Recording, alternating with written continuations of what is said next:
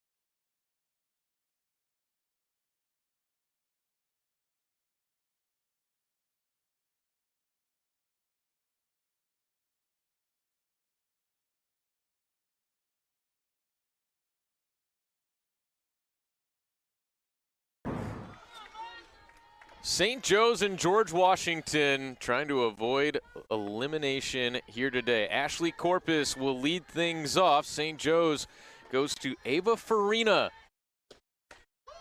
And the southpaw delivers strike one to Corpus. Ashley Corpus followed by Paige Hayward and then Sydney Hogue.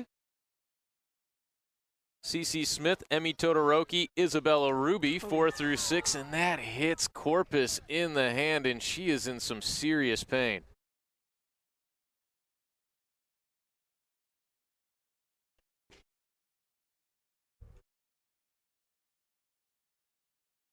She's already got all that gear on the right leg. Just got up and under. It looked like it got that right hand.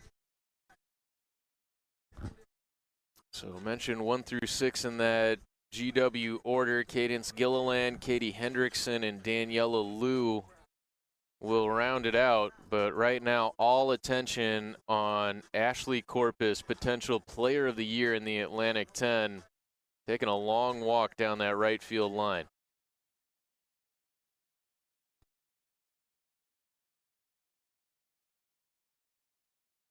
Take a look at the pitcher for St. Joe's.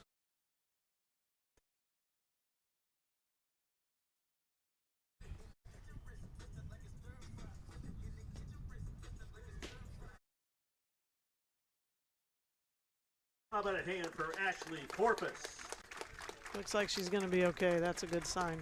That is definitely a good sign.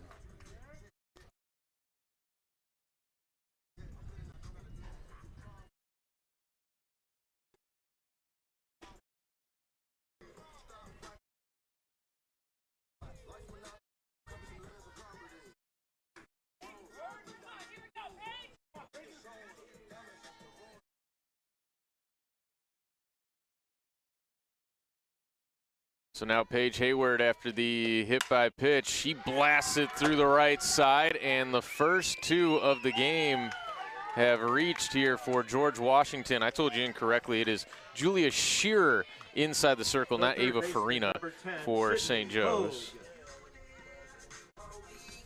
Good start for the Revolutionaries with Sydney Hogue coming up. That was a great hit to the opposite field. She stayed back on that and got all of it.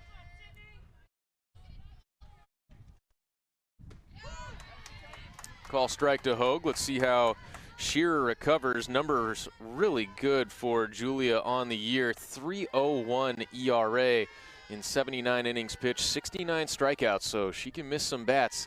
And how about 69 strikeouts to 10 walks? Step on the bag for one. Hassapis turns two. Incredible play.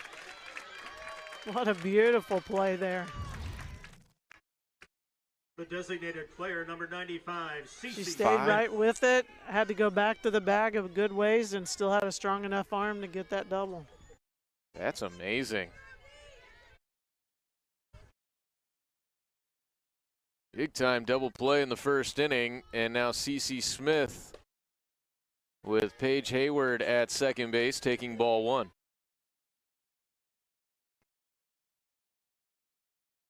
George Washington mounted a late rally against Dayton, but came up short 3-2. That's a call strike at the knees to even the count at one on Smith. Smith started that game not long ago. Sophia Tereso, who came in to relieve her, will start in this game for the Revolutionaries. Pulled the string and it drops in for strike two. Beautiful pitch, caught her off guard on that one. St. Joe's dropped a back and forth affair against Fordham, 7-3 earlier. Smith grounds it foul. Good adjustment to waste that pitch. We'll do it again at 1-2.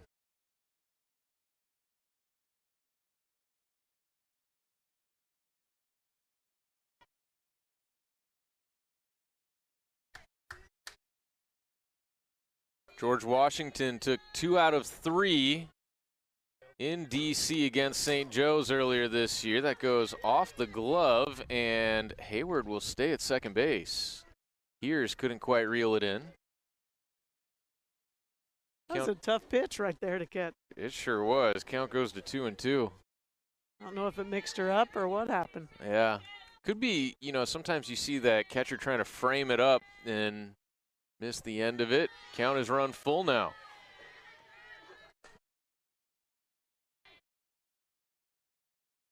Great to see CC in the lineup, even though she's not pitching. He is a mainstay in this lineup. Such a dangerous bat out of the cleanup spot. And she takes ball 4. Julia Shearer thought she had strike 3. Instead, she'll have to get it done against Emmy Todoroki. Very close, that's for sure. Tough take with 2.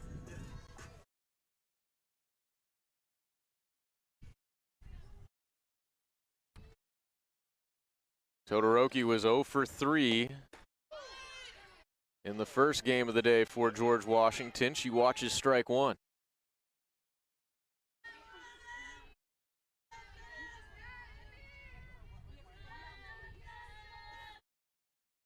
The 0-1 is on the ground towards short. A backhand flip to third for the final out. Incredible defense. First it was Alyssa Hassapis, and now Grace Brown, the freshman, showing out on that left side of the infield for St. Joe's to take us to the bottom of the first. This is the Betterment A-10 Championship you're watching on ESPN. For 50 years, the Atlantic 10 has stood for more than competition, creating a legacy of leaders and legends. From buzzer beaters Jumper in the air, he's got it! to championships, where athletics, academics, and the pursuit of excellence converge. And there's Canby. As we celebrate the 50th anniversary of the A-10 Conference, Nelson.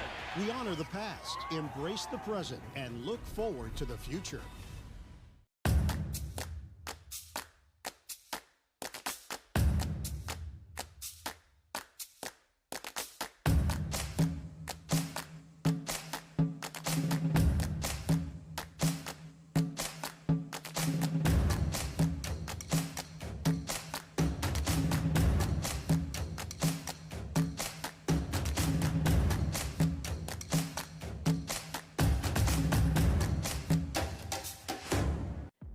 Women are power.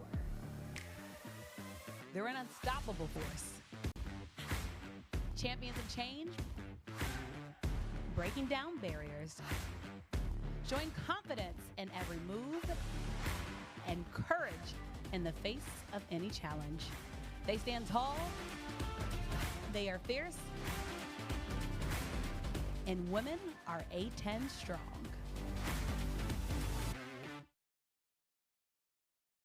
Welcome back to the Billiken Sports Center, where George Washington is playing St. Joe's in an elimination game.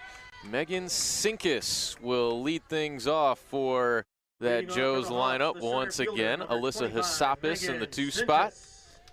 Casey Lozer once again batting third. Here's Shearer, Farina. 5 through 6, McMiniman, Lester, and Brown at the bottom of the order for the Hawks. Hit by pitch of Corpus. Hayward followed it up with a single, and Shearer was able to work out of it unscathed. Here's Sinkus. First pitch from Sophia Tereso misses up and out, ball 1.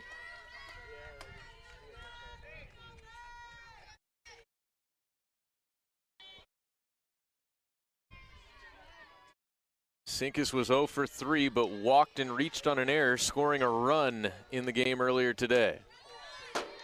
Oh. Looked pretty good, but ball 2. Just have to get used to the new zone. Yes, absolutely.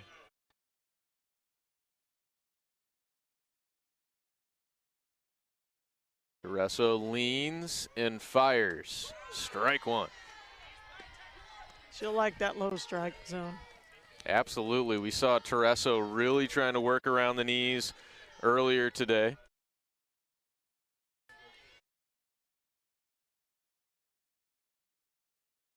Here comes a 2-1 to Sinkus. Call strike 2. Nice. Moving it around in and out like she should be. Got some good action on that pitch.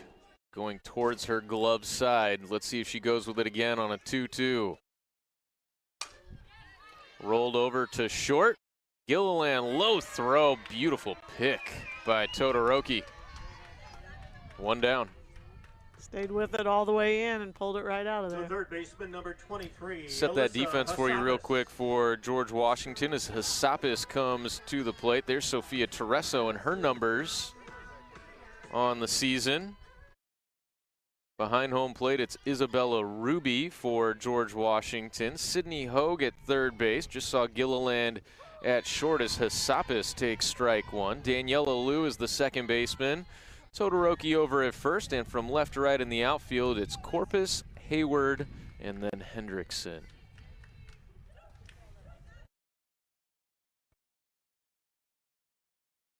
Tereso's 0-1 delivery.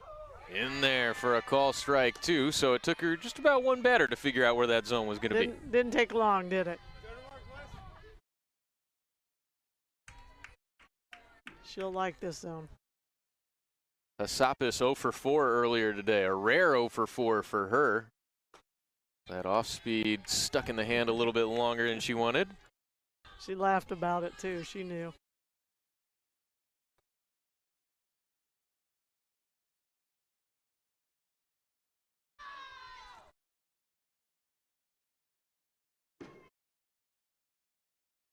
The 1-2.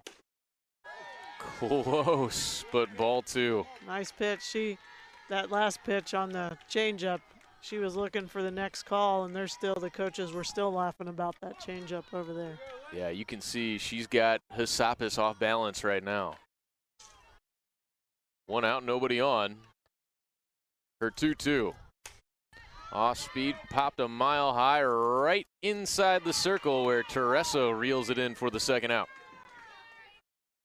The right fielder, number 30, Casey Lozer.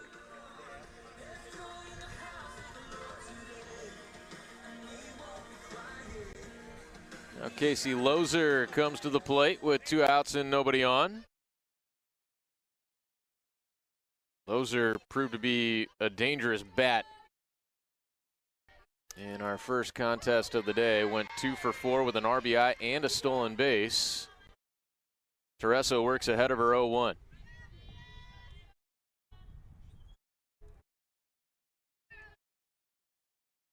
You can just see the confidence emanating from Tereso inside the circle. Rolls that one in, though. Palms to the sky. She's got all the expressions. Got to be able to laugh at yourself sometimes, right? She just needs to trust it. She's thrown it enough to trust the feel.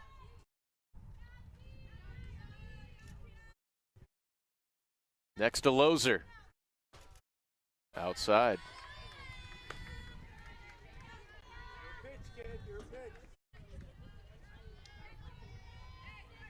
A ground out and a pop out to begin for Tereso. A little more deliberate pace from Tereso than some of the pitchers that we've seen today. Her 2-1. Hits her in the knee. Oh, and they say that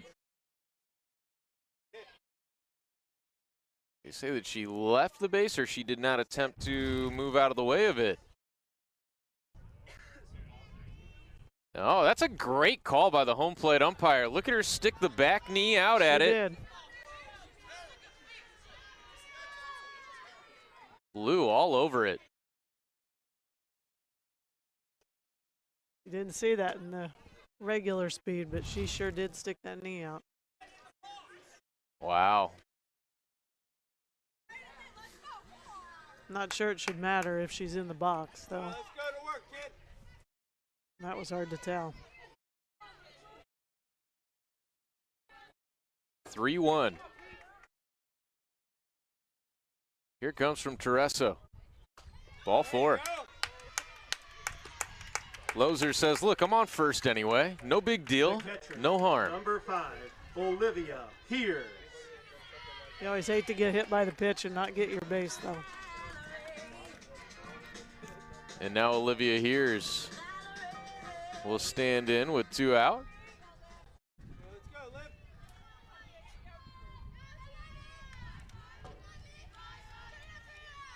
Hears hit a home run and walked twice earlier today. On base all 3 times as she watches strike 1 thigh high.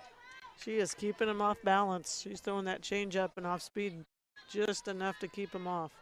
Seen some of the starters today try to keep that off speed in their back pocket until the second time through the order. Tereso throwing the kitchen sink at him right away.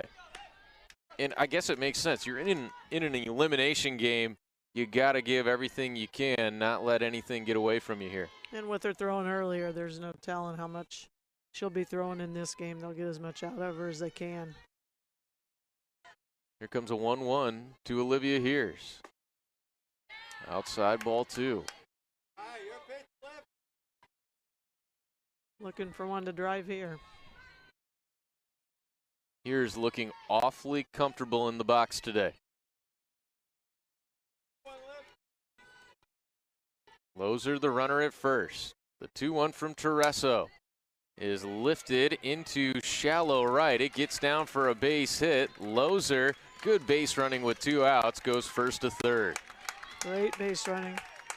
Being very aware of that, and that ball got down. The pitcher, number 17, Julia Shearer.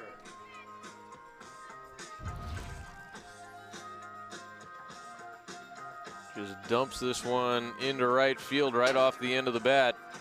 And no shot for Katie Hendrickson to even think about Loser, who was head down chugging for third the whole way.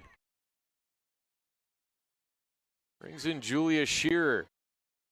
Can she help her own cause? It's off of home plate. Good block behind home. Saved a run there. Isabella Ruby did a great job to really get her chest on top of that one and not allow it to bounce away.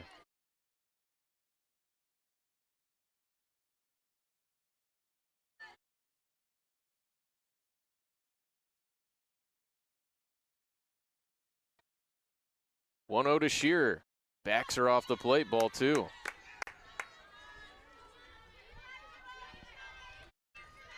Julia was 0 for 2 in our first game of the day, but she did walk twice.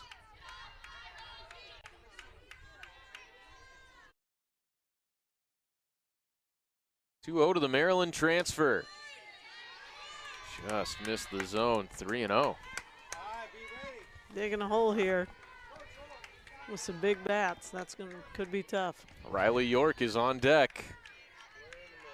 She's got some good pop. A lot of room up the middle of the field here if Shearer gets the green light, but she takes a 4-pitch walk instead. They are loaded up with 2 outs in the bottom of the first. The designated player, number 3, Riley York.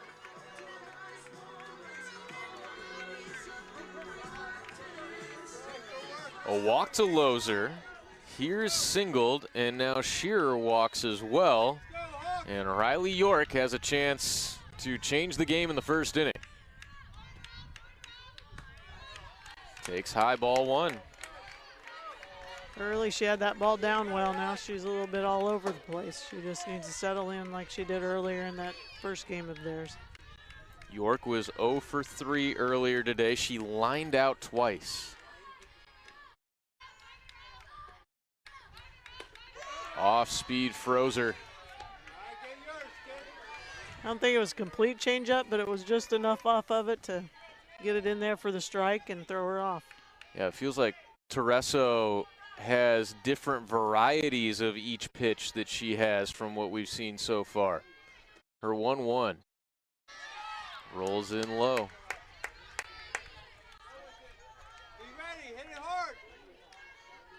Here's is at second base. York could potentially bring 2 home with Lozer at third and 2 down.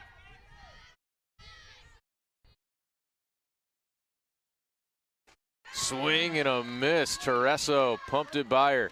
She's got it right up under her hands and got her. Might be a good place for it again. Haven't seen Tereso really go with that pitch. Oh, good time for it, though.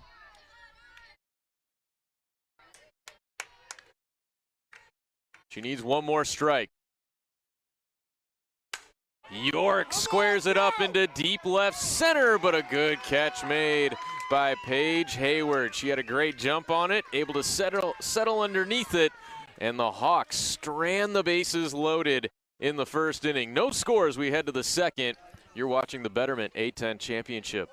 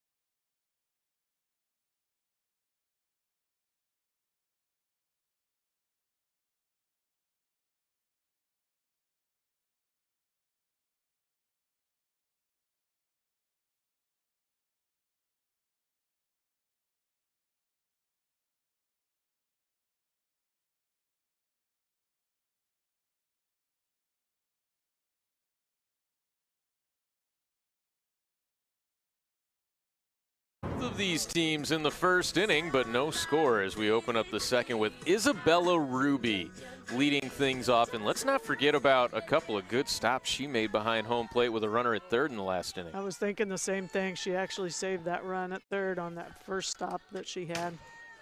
First one makes its way to the backstop. Shearer takes a look down at her hand like, where did that come from? Good catchers are invaluable.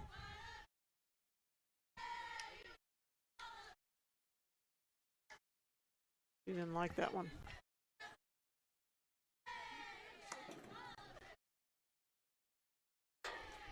First lefty we've seen for today. That's surprising a little bit. Yeah, we've had all right-handed pitchers so far.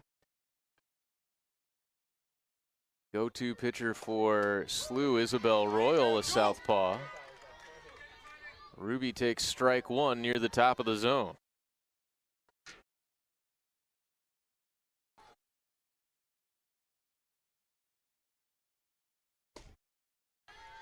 Lefties have such a natural release position usually that they can maneuver the ball so much easier sometimes than righties for whatever reason, but they can get some different spin on it.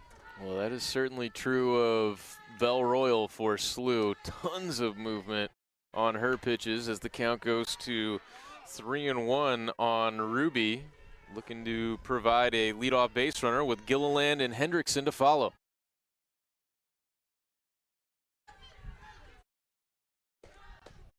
And it is indeed a leadoff walk drawn by Ruby. The shortstop, number 51, Hayden Gilliland. Shearer was able to pitch around a walk and a hit batter in the first inning. Little help with a beautiful double play turned by Alyssa Hassapis at third base. And now Cadence Gilliland at the plate. Showing bunt, she pulls back and takes ball one. Shearer asks where that pitch was. Not in the zone is the answer.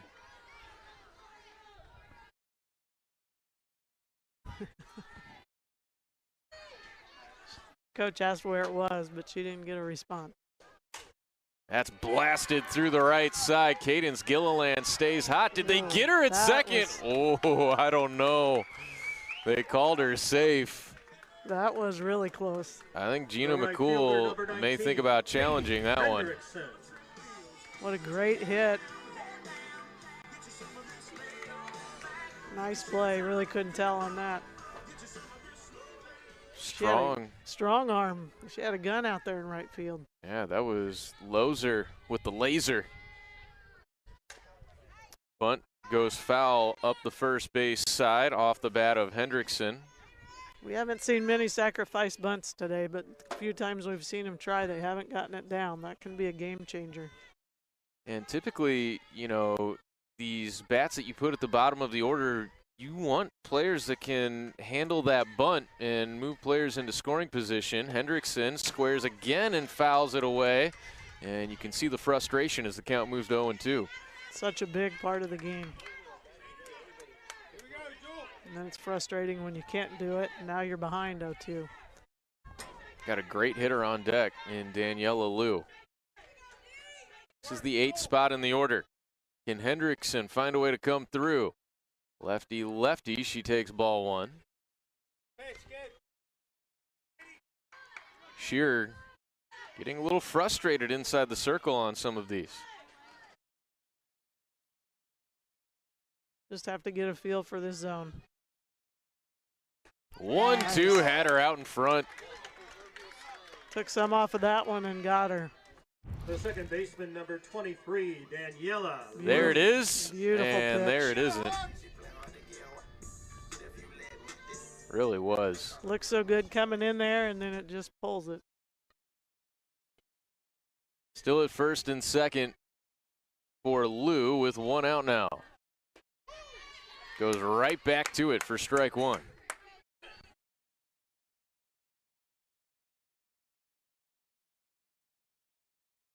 Daniela Liu had the big RBI double to score the first run of the game for G-Dub in the 6th inning of the last game.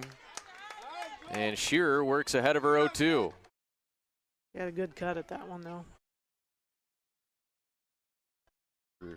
Ruby at second base. That was the at-bat that she had the excuse me grounder up the first base side. They gave her another chance, and she came through.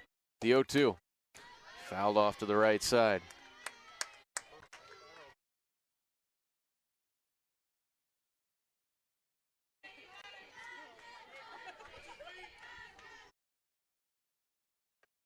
Ashley Corpus on deck. Really important at bat right here. Close, but ball one. I don't know what to say. Might have fooled everybody. She's been close, I will say that. For 1-2. Oh, got her to chase one way up out of the zone. Back-to-back Ks, and now it's up to Corpus. This pitch surprises everybody in the park. That's the first time she's pulled that. It was a nice pitch at that time. But that's what that changeup does for you, right? It changes the eye level. You just quit on it right away. You feel like it's going to be up out of the zone, and then you have to be ready for it. Corpus tomahawks it foul past third base. That and that rise ball coming from the lefty gets up on your hands really quick.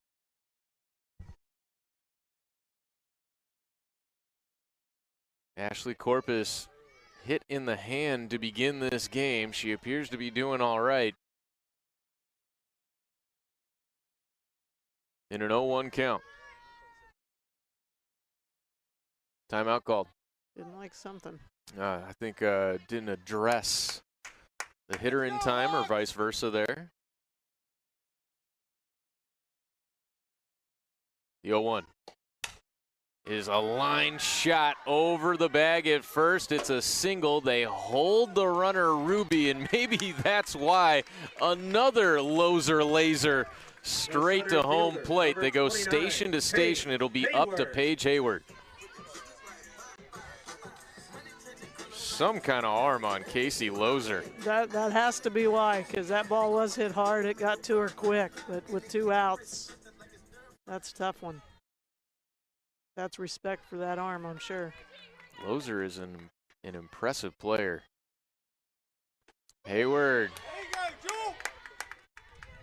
buckled at the knees by that change. She's controlling it really well this inning. Hayward singled her first time up. Nowhere to put her now. Back up the middle. Oh, a great backhand stab. Shearer helps herself out, and we have seen both teams strand the bases loaded in back-to-back half innings. Shearer gets it done. We go to the bottom of the second. This is the Betterment 8-10 championship.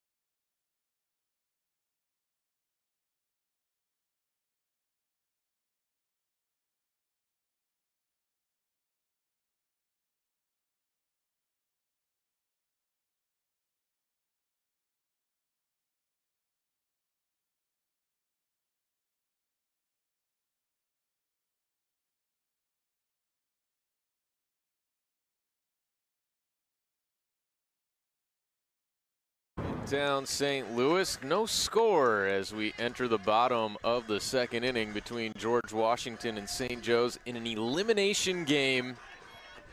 Our final game of day one of the Betterment A10 Championship. I'm Colin Surrey alongside Lori Blade. Haley McMiniman leading things off against Sophia Tereso. First pitch runs inside, ball one.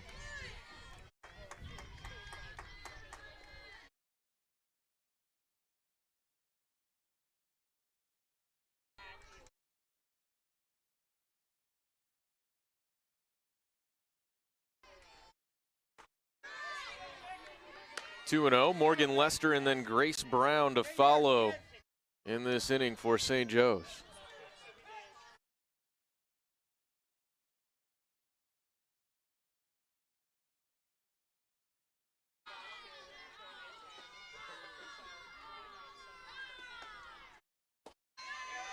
3-0 to the leadoff hitter. They both struggled with this. I was just going to say, both teams have struggled with the free pass.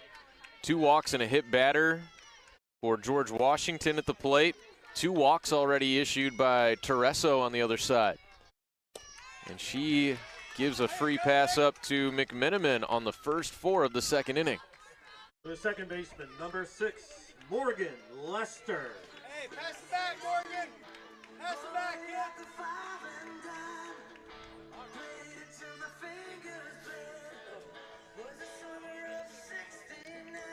And now, go ahead. How it's going, it's just a matter of time till somebody breaks it open with a hit when we put so many free passes on. Yes, and I'm wondering when, as you look at our upcoming schedule here, when you've got a pitcher that's struggling with their command, do you want to give them an out with a potential sacrifice bunt here at the bottom of the order, or do you want to make sure that they can at least throw you a strike at some point? Well, I'm not opposed to putting a bunt down, but that's a good point on whether or not you might give her one swing and then go back to it if she doesn't get it in the one strike. 8th spot of the Hawks order. Here comes to Morgan Lester. In there for a call strike, and she was not showing bunt on that first pitch.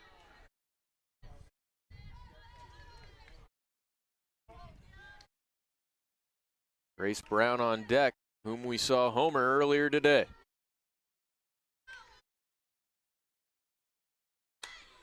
Pops the bunt in the air, but nobody can get to it. Strike 2. Once again, that sacrifice bunt is elusive today. Sure has been. And we talked about it in the first game. Lester has typically been excellent at that this year, not this time. Now she's got to protect 0-2.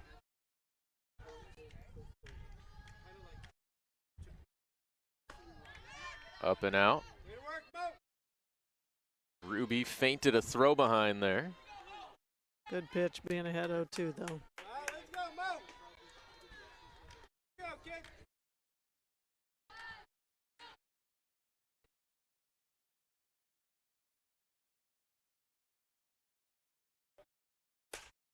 Went off speed, and Lester couldn't quite keep it fair up the pull side.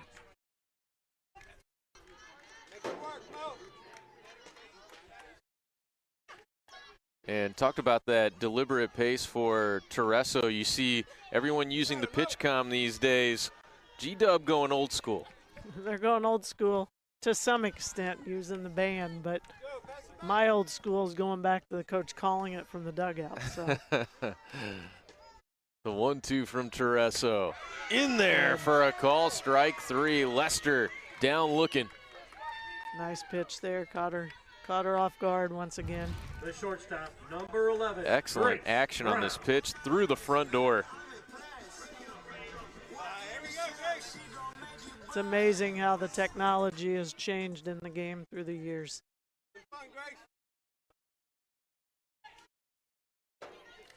Ever evolving this game of softball. First pitch fired in for strike 1 to Grace Brown.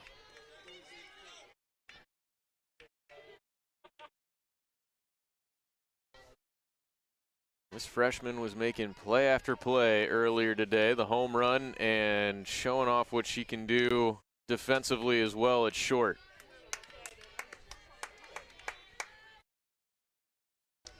This left side for St. Joe's is impressive for two freshmen. Bright future ahead for the Hawks. They're hoping the present can be that way as well. Tereso ready with a 1-1. Off speed, and Brown pounces on that into deep left center. She's done it again. Home runs in the first 2 postseason games of Grace Brown's career.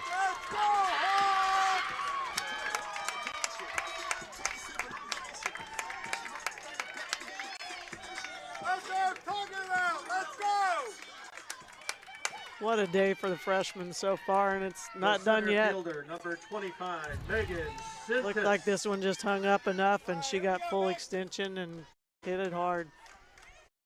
That freshman is a gamer. Wow. Something else. Grace Brown makes it 2-0. And now with one out, Megan Sinkus will try to keep it going.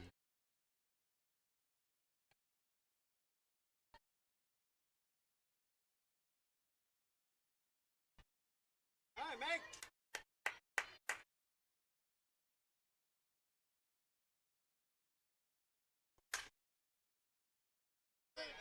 Out of play to the right side off the bat of Sinkus. She grounded out to begin this game. Tereso got the first 2 outs in the first inning, and then the next 3 reached.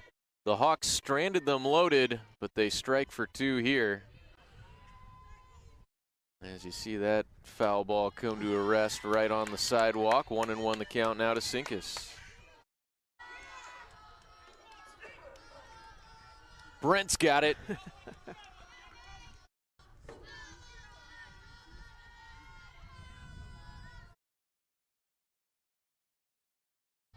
Tereso's 1-1. Here's ball 2. She had settled in a little bit those first couple of batters and then struggling a little bit here.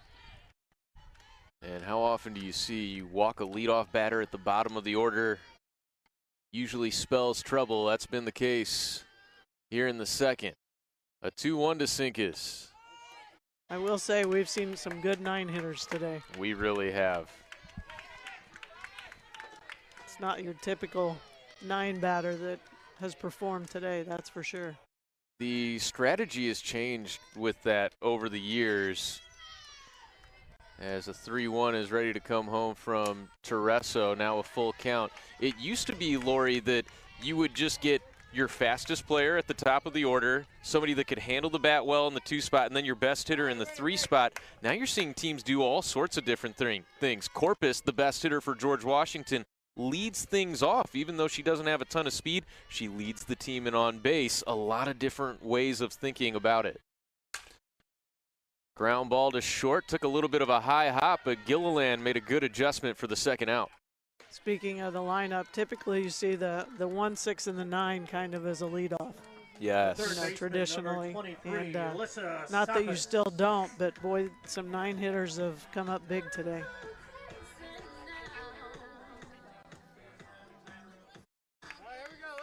Now Alyssa Hassapis with 2 outs and nobody on. Hassapis popped out her first time up. Bounced in front of home plate for ball 1 from Tereso, and we've seen her kind of working out her arm, maybe trying to get things right mechanically, just a little out of sorts here. Don't know if it's one specific pitch that she's having trouble with or just a release in general.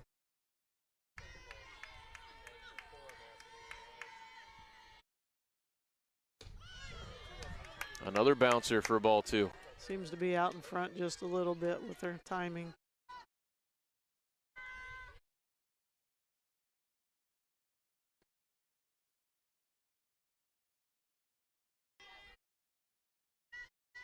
Hassapis can look for one she likes in a 2-0 count.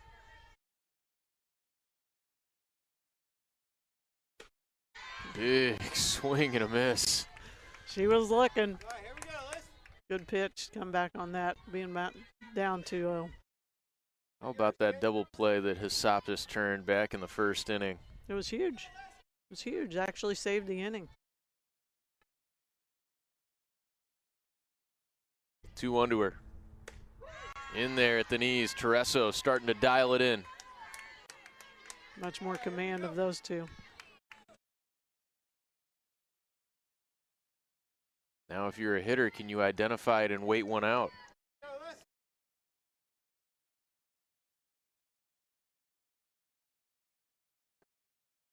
Let's Hassapis on the ground to second base. Lou stays down on it nicely for the final out of the inning, but not before St. Joe's gets their second home run of the day from Grace Brown. I don't think you can call her a freshman anymore at this point in the season. She's doing it all for the Hawks. We'll be back with the third inning. This is the Betterment A10 Championship.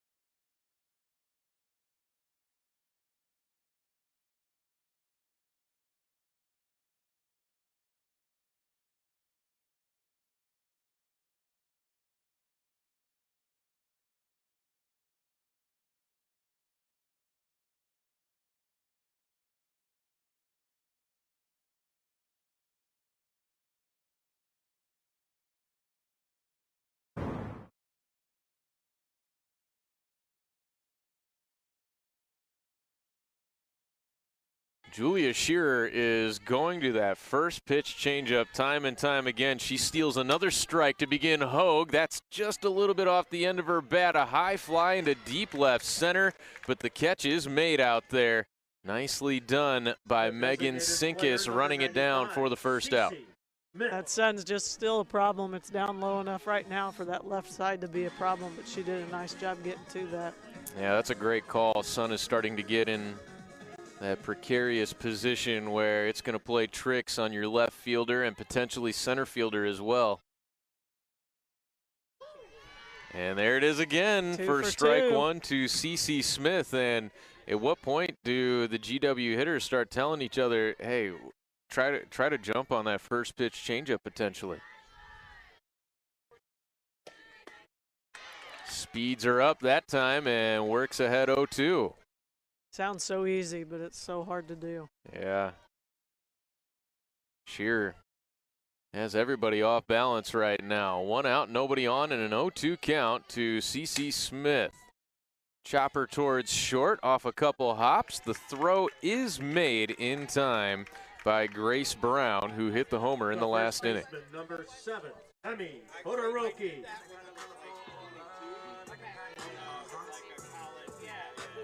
So you get that 2-0 lead. A quick 1-2-3 inning would do wonders for the Hawks. It would. I don't think this game will end up 2-0, so they need to get as many as they can get. Looking for that shutdown inning. This time, that change of speed goes for ball 1 to Todoroki.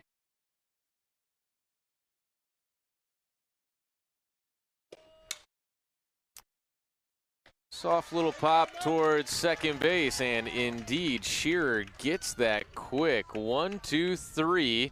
Joes will try to add to their 2-0 lead when we come back at the Betterment A10 Championship. Doors opening.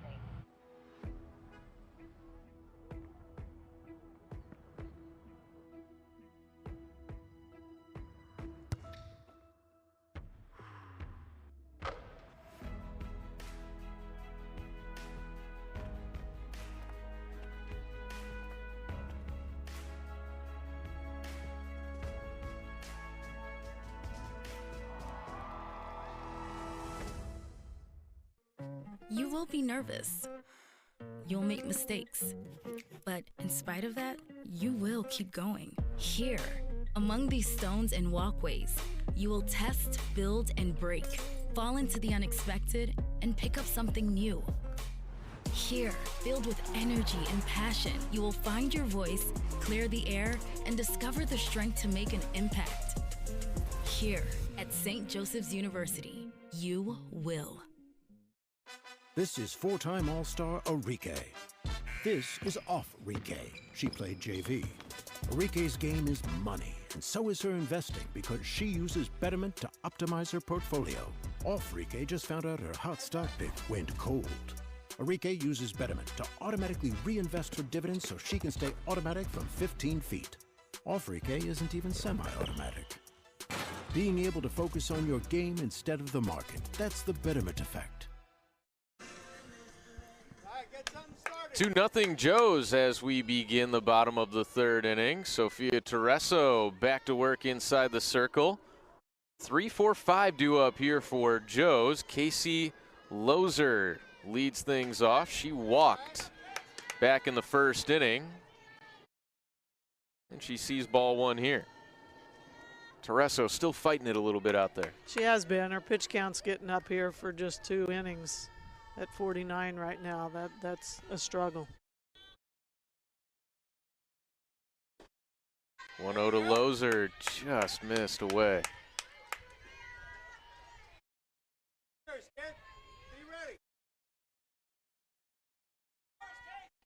Here's on deck with Shearer in the hole.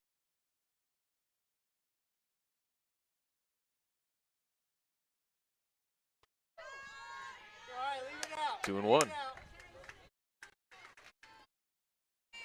You love to see a good catcher communicating with the umpire. Ruby's been doing a really good job with that. That's just a freshman back there. Isabella Ruby has been really fun to watch. Swing and a miss from Loser. Back foot came out from under her.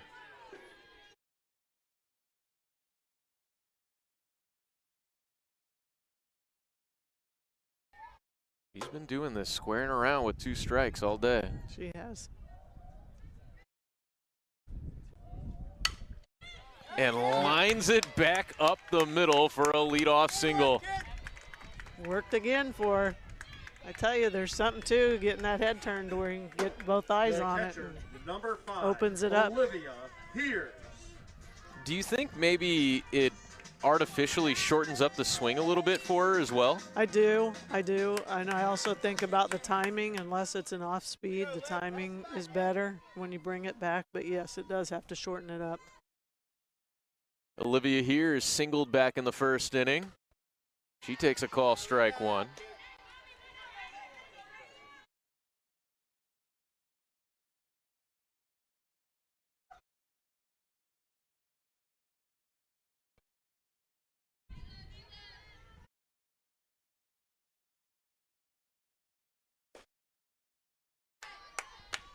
One and one. Here's hit her 3rd home run of the season earlier today. 2 home runs today for the incredibly impressive Grace Brown. She's up to 5 to lead all players on this Hawks team.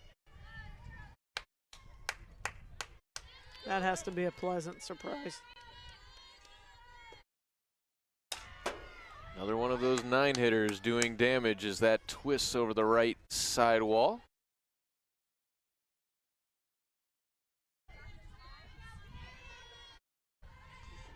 A ball and 2 strikes now, and everything has felt like a grind. It feels like this has been a dominant performance for St. Joe's, but it's still just a 2-run ball game. And early here in the bottom of the 3rd. 1-2 from Tereso. Just caught a piece, did Hears. All right, way to work, Liv. Just battled that one off. Nice off speed once again. Had her flailing at it a little bit. But Hears stays alive. Tereso's next 2-strike pitch. Away. And it's a full count. All right, win this battle, Liv. I know it's early, but this feels like it could be a big inning for him. Loser has 4 steals this year, but she has been caught twice. It's 2-2.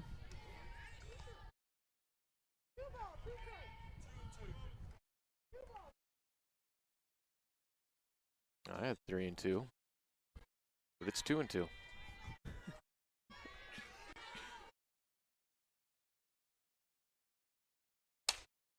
Lined into center field. Hears comes through.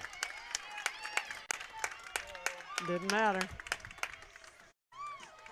Well, The pitcher, number 17. your feeling Julia that this could Shearer. potentially be a big inning could be correct. Nobody out in Julia Shearer coming up. And now Gina McCool is going to bring everyone in and talk a little strategy here. Got a lot of options with 2 on. Might get a bunt down, move them over. They're so quick on the bases, so aggressive that Shearer is such a good athlete herself, batting left-handed. You could drop a bunt down and come up with a base hit that way as well. very easily. It's tough for a shortstop third baseman, though, when you got a lefty up and they can slap and you got a runner at second. That's a tough angle to make a play at third, knowing you don't have much time because she's going to get down the line at first really well. That's the whole point of it, but it does make it tough on that left side especially. A lot of options here for Gina McCool and company.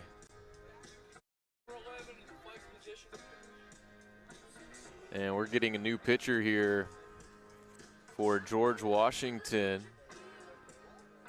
Chloe Green going out there. We'll tell you more about her when we return at the Betterment 810 Championship.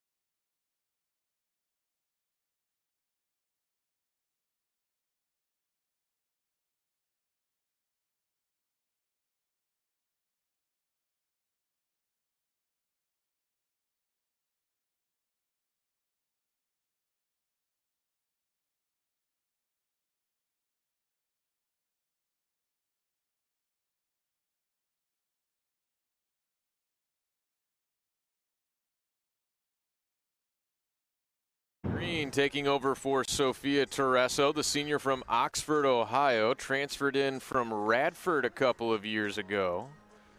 Had an extremely impressive 2.83 ERA last season. This year that ERA up a little bit higher at 4.56. In 63 innings pitched, she has punched 42 tickets inside the circle. Corner infield drawn in with Julia Shearer at the plate. She backs out of the way of ball one.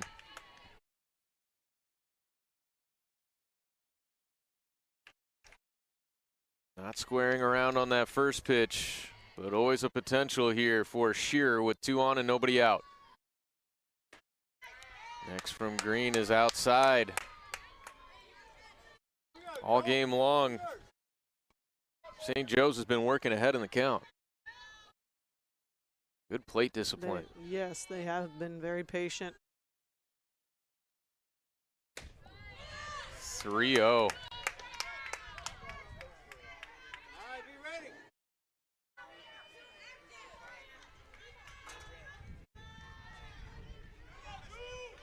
CeCe Smith started the game earlier today for George Washington. Green with her first appearance. 3-0 pitch finds the zone. Now we're going to see which option coach is going to go with.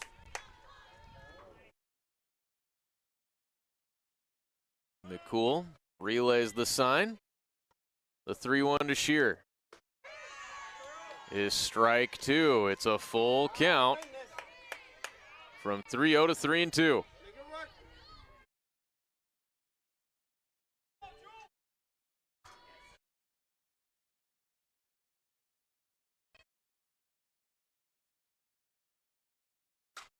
The payoff is a soft liner. Todoroki can't get to it. It's a foul ball.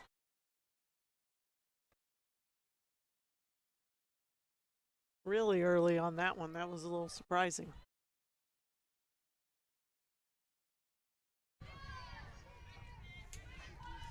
Chloe Green's outing against St. Joe's earlier this year might have been her worst outing all year long. Gave up 8 runs, only 5 of those were earned, but she gets a pop out towards Gilliland for the first out. That's a huge first out to retire Julia Shearer, coming back from 3-0. Big first out, way to come back when you were down so far, but she got a little help. I think that was ball 4 there.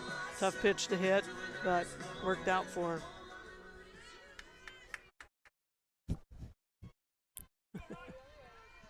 Gilliland says, I don't need no sunglasses.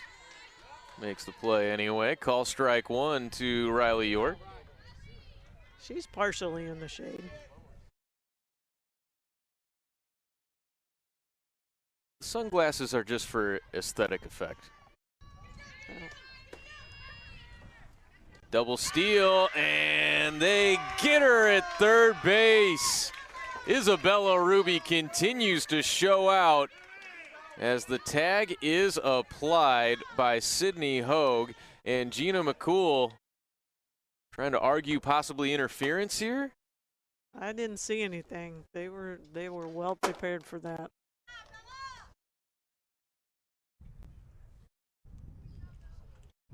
Looks like she's asking for a challenge as Lozer stays put at third. Tough angle for us to see that. Definitely looked like she was out. Let's take a look at the replay. And I see the case there. Gilliland was down to a knee, had the whole base covered up there. She was up the line a little bit too. So we'll step aside as they take a look at this one. We'll let you know the result of the challenge when we come back on ESPN.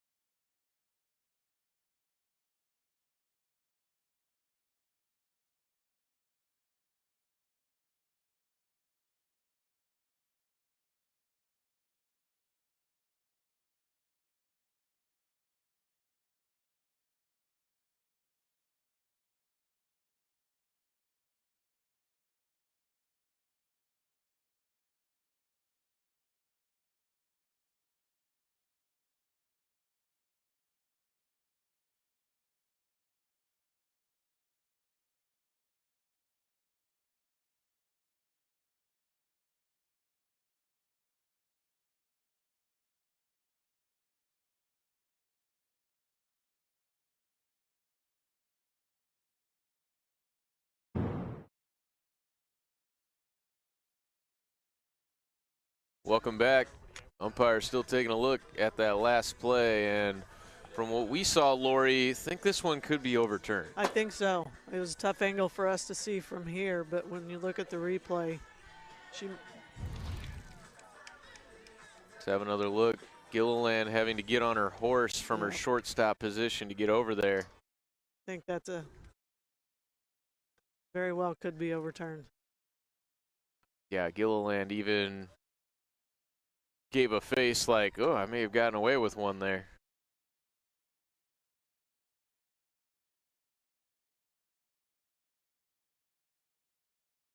Here's our call.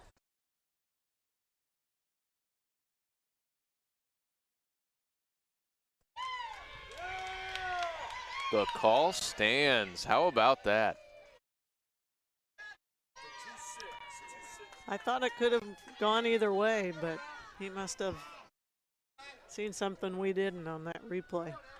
Circle that moment in this game. Right. I will give him credit though. GW wasn't surprised at all by that attempt. Count is 1-1 here. Chloe Green replacing Tereso in this inning. The pitch to York.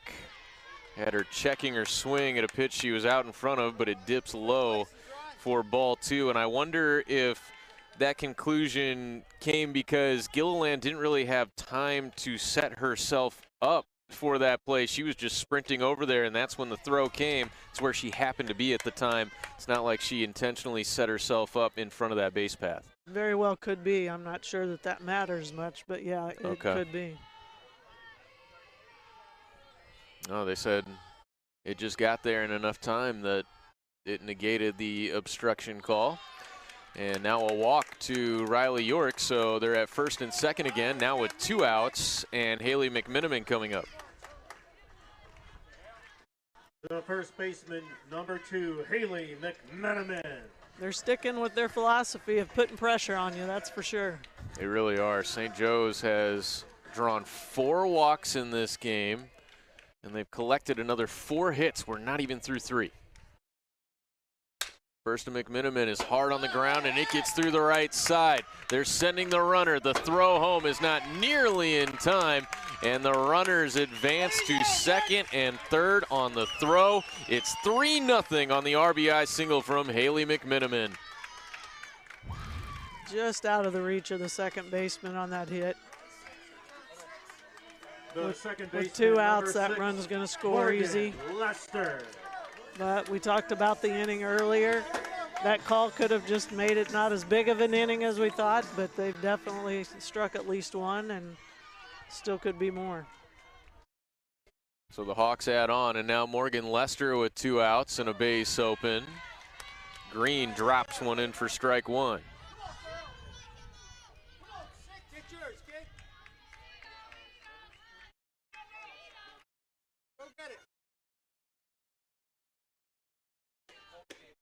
Swings through strike 2. Morgan Lester was trying to get a bunt down her first time up, sent the first couple foul, and then ended up striking out.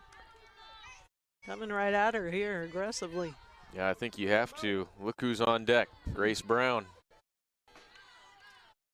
Maybe the hottest hitter in this tournament right now, and it is a foul ball off the knob of the bat. Well-placed pitch, I'm not sure. And how about our home plate umpire? She was right on top of the player that stuck her knee out there. She's right on top of this one off the knob of the bat. No hesitation whatsoever. Yeah, it's been impressive. The 0-2. Fouled away. That ball was completely deep on her when she wasted it. That was a good foul. Count remains. Trying to keep the line moving with Brown on deck.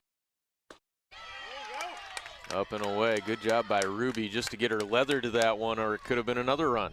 Getting a huge lead at second. If we get a base hit, it's going to score 2.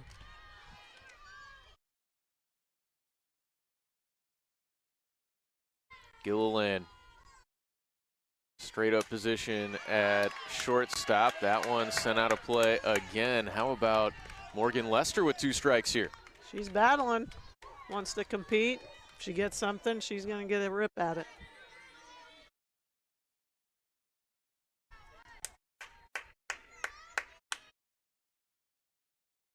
Another 1-2.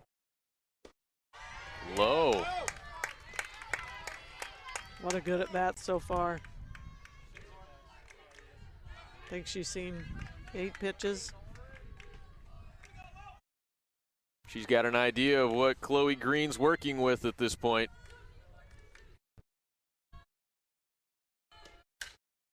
And she dumps it into shallow right for a base hit. That's going to score 2 more. Lester thinking 2. She's in with a 2 RBI double. It's 5-0 Joes. What a great at bat. She punched it out to right field and then busted it. That's nothing but a hustle double there. Number 11, Grace Brown.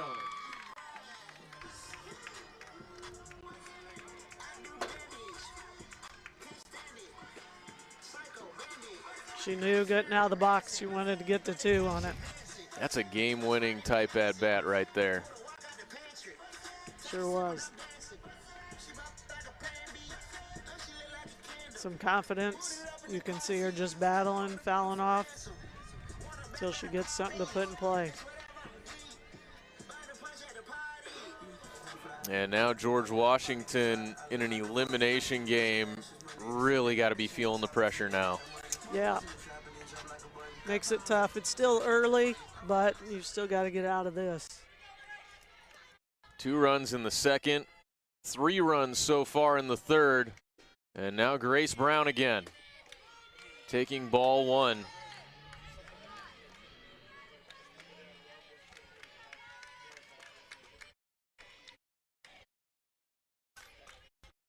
We haven't been paying attention to their celebration over here. We'll be better. They demand that attention. Here's Grace Brown's bomb in the last inning. That got the first 2 on the board for St. Joe's. She's got the celebration going on her way to second base. She did it in a 1-1 count. Another 1-1 to her is low, this time for ball 2.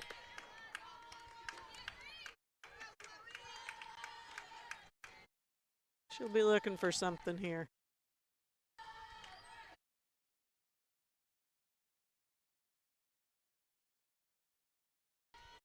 Green rocks and delivers, strike 2. Good pitch. All right, Grace. Here we go. You got it. They've been so aggressive on the bases. I love that. Taking extra bases all day, both games. Full count. And how about being undeterred, right? You're caught stealing earlier in this inning, and yet Lester is hunting that extra bag later in the same inning. That's what they do.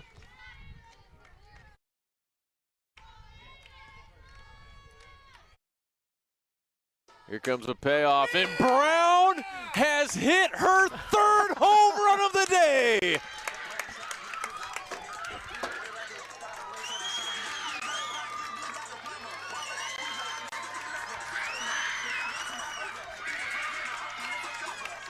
You thought it was a celebration before on her way to second. That one was even better. Doing 360s on her way around the bases. She gets the chain on.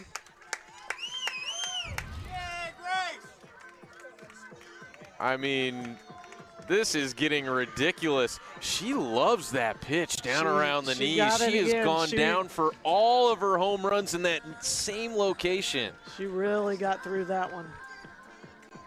Unbelievable. 7-0, just like that. 4 of the 7 are the freshmen. Love it. Our theme continues.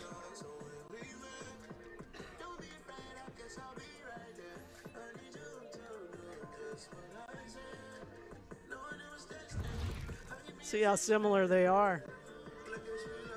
A little more elevated on that first one. A little bit.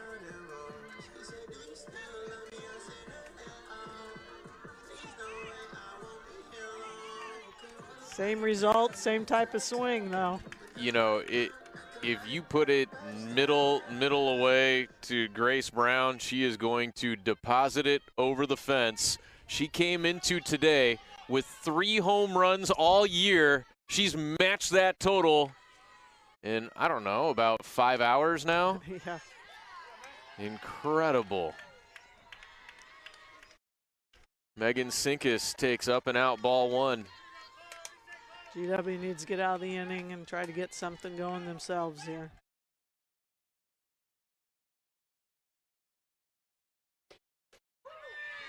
It's a call strike, low and inside edge, and this is quite surprising for GW. Cece Smith has been so good all year long. Sophia Torreso has been so good all year long, and they just have not quite been able to get the job done today.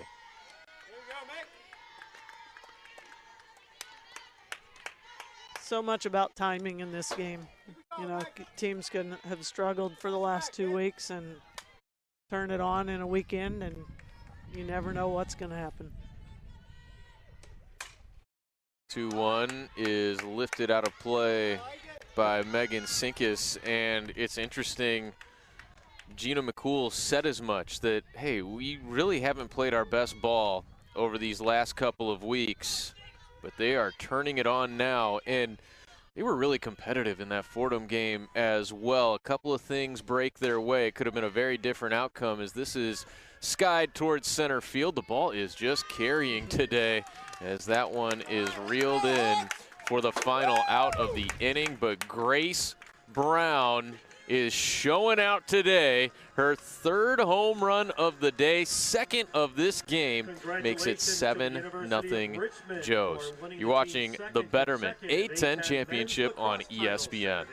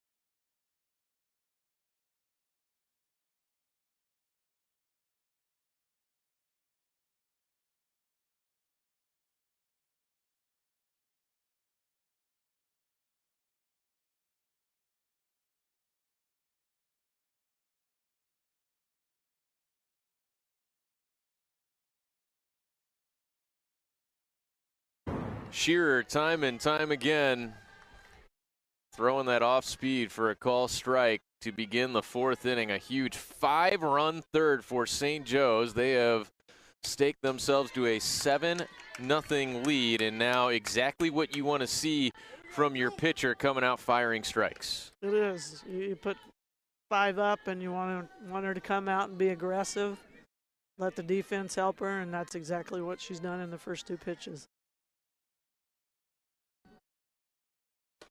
0-2 stays high.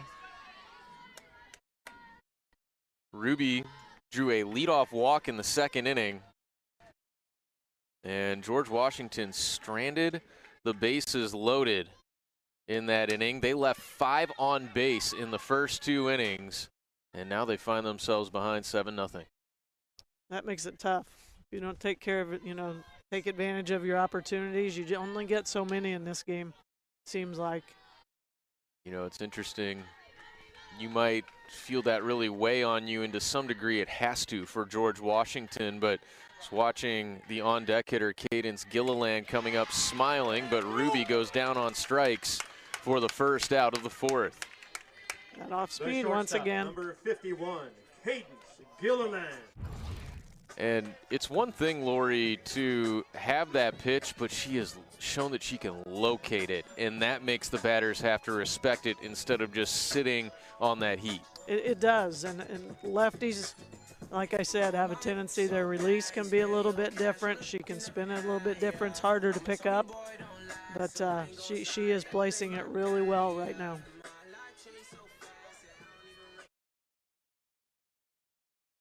Cadence Gilliland singled her first time up.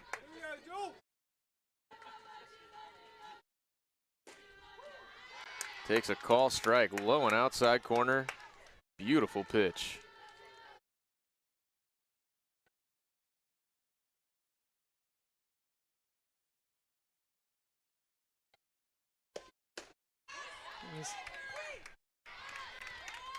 Nice pitch, got the call. Call strike 2. She seems so comfortable right now, and I'm sure the 7-0 lead helps, but she settled in really nice. The 0-2 to Gilliland.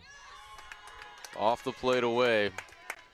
So Grace Brown with 3 home runs today. Lori, she was 2 for her last 26 coming into this tournament. That's just stick with it, because she may have threw those 2 for 26. Got Gilliland to climb the ladder. 2 up, 2 down, and now all of a sudden Shearer has retired 6 in a row. Jesus. Nice.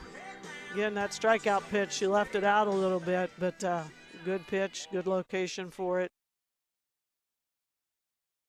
Back-to-back Ks to start the inning. Hendrickson offered at it for strike 1. Back for the 2 for 26. Some of those could have been shots right at people, too. Yep. You know, you never know. And it sounds terrible, but it may have been some of the best balls she's hit. But she's out of that slump for sure. That's how this game can go. Ball 1.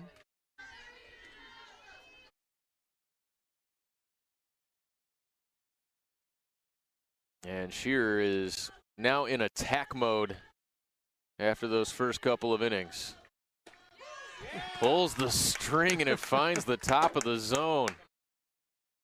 Good luck with that. She'll throw it at any point in time, it looks like. And now she's got her set up for that riser. Grooved it a little bit, but it's a lazy pop out to short. Back-to-back 1, 2, 3 innings for Julia Shearer. St. Joe's takes a 7-0 lead into the bottom of the 4th. You're watching the Betterment A10 Championship on ESPN.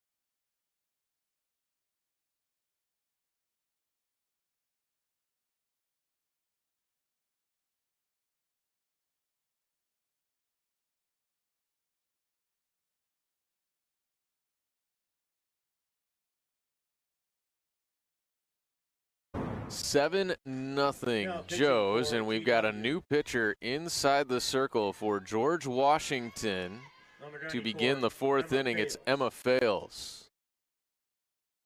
She faces Hassapis and misses ball 1. That's been a common refrain for George Washington, unfortunately, here in our second game today. And, you know, Lori, it's got to be difficult to turn right back around after you just finished up a game right before. It is, but they're used to that to some extent with doubleheaders, so I don't see that as a reason for this. Just early didn't go their way. They had opportunities and didn't, and St. Joe definitely jumped all over theirs. Yeah, that's a good point. 1-1 the count now to Hassapis. She's 0 for 2 so far in this game. Close pitch, but ball 2. That's the center, Magoo.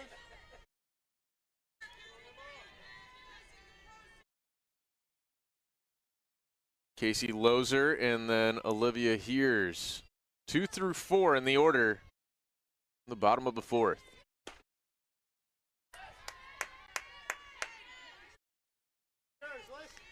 Making the adjustment here again. All of them that have come in, understanding the zone a little bit better as they get in there. A 3-1 coming to Alyssa Hassapis. It's a leadoff walk. We've heard that way too much this game. Yep.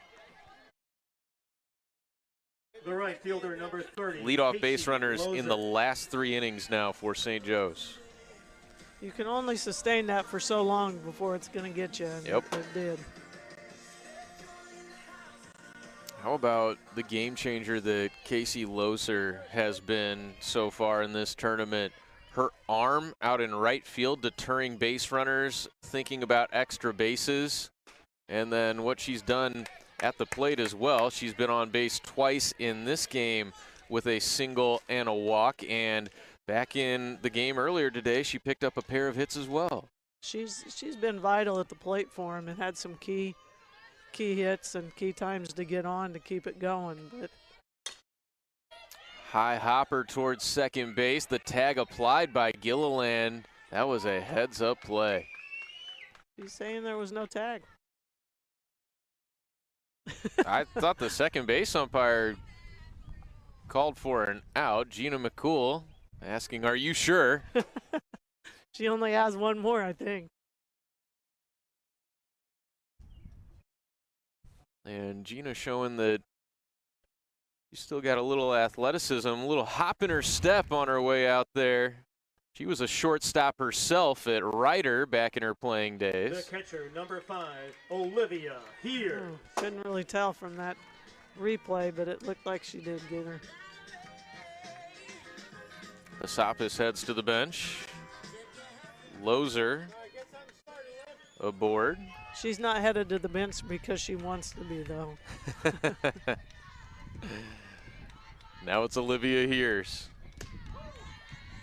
Heers is 2 for 2 with a couple of base hits. She's also stolen a base and scored a run. Heers batted 5th in the game against Fordham. She's moved up to the cleanup spot in this game.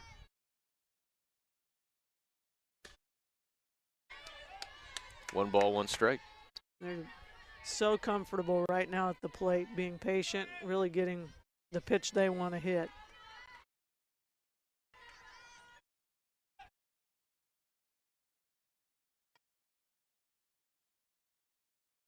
Lozer, the runner at first. The 1-1 pitch is on the ground towards third. It is a fair ball. Throw to first, not nearly in time. Look at this base running by Casey Lozer.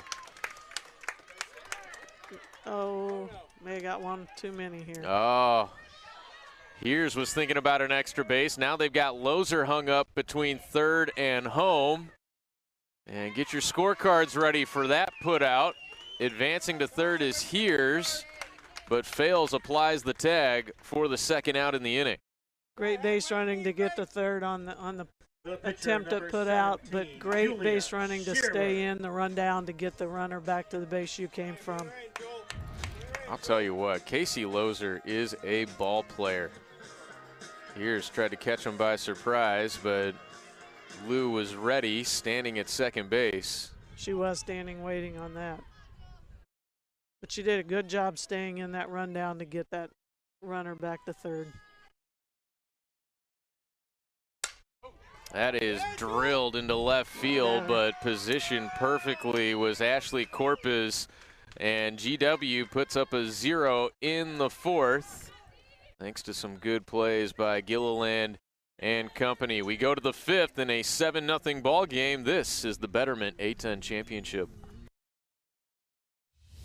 For 50 years, the Atlantic 10 has stood for more than competition, creating a legacy of leaders and legends. From buzzer beaters Jumper in the air, he's got it! to championships, where athletics, academics, and the pursuit of excellence converge. And there's Canby. As we celebrate the 50th anniversary of the A10 Conference, Nelson. we honor the past, embrace the present, and look forward to the future.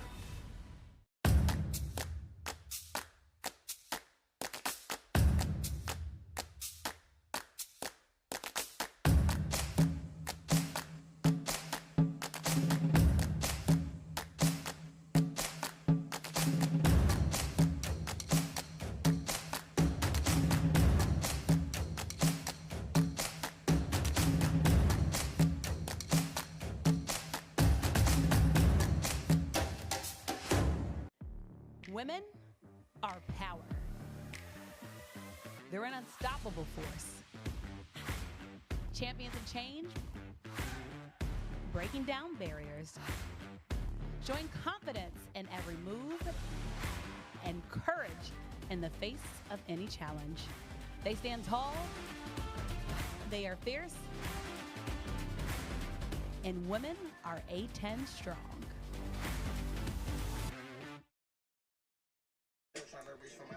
Welcome back to our first elimination game of the A10 Championship Tournament, and it's been all St. Joe's. 7-0 as we open up play here in the fifth. 9-1-2 due up for George Washington. They got to get something going soon. Julia Shearer has been locked in. That's a blast to the right field side. An opposite field home run from Daniela Liu. That was an off-speed pitch once again to start the inning. Tell you what, when you hit an off-speed pitch opposite field for a home run, that is something. You know you caught it. Daniela Liu comes through. And I was begging that question, when do you decide to sit on that off speed and try to ambush it on that first pitch? The left fielder, I would number say 5, she did. Ashley Porpoise. That's her second home run of the year.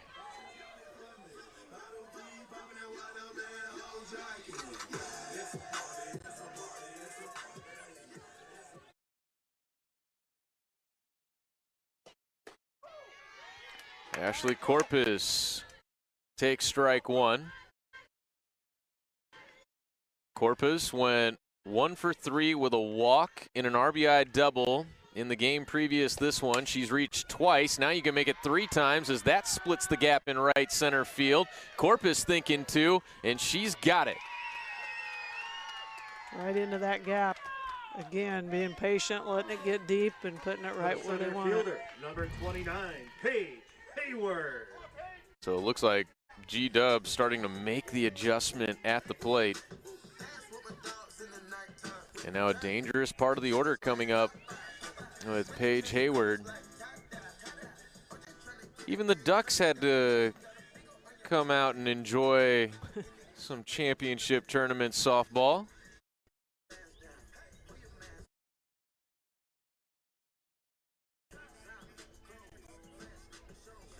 That's some nice grass he's messing around in. Oh my goodness.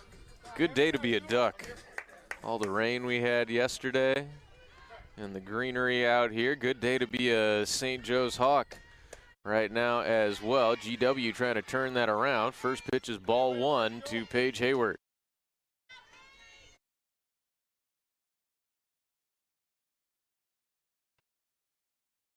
She's got to come over and have Coach Tire shoe for her.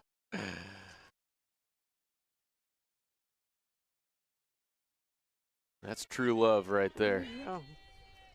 Can't take that mitt off. Oh! Look out. Sydney Hogue. The ball was all the way past her when she realized she was in danger. Counting her lucky stars. She's going to pay attention now. That was a shot. Look alive over there, Sid. The 1-1 to Hayward. A fister towards second base, and it's reeled in for the first out by Lester. Good pitch for the lefty to get up on her hands on to get that out. Third baseman, number 10, Sydney Hogue. It's a big out right there for Julia Shearer after the leadoff home run by Daniela Liu. Corpus follows it up with a double. And now you got to deal with the heart of the order. Hogue goes after the first pitch and sends it into the seats. Everybody was safe that foul ball. Yeah, the fans said, I want no part of that after we had a scary moment with a fan earlier today.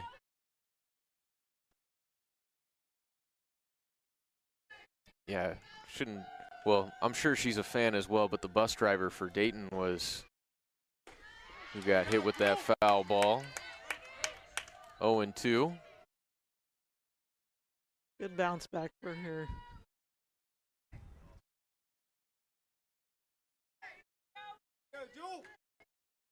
Hogue is 0 for 2. She bounced into a double play her first time up, out in front of that pitch, and the tag applied for the second out. Corpus still at second base with Cece Smith coming up. Designated player number 95, Cece Smith.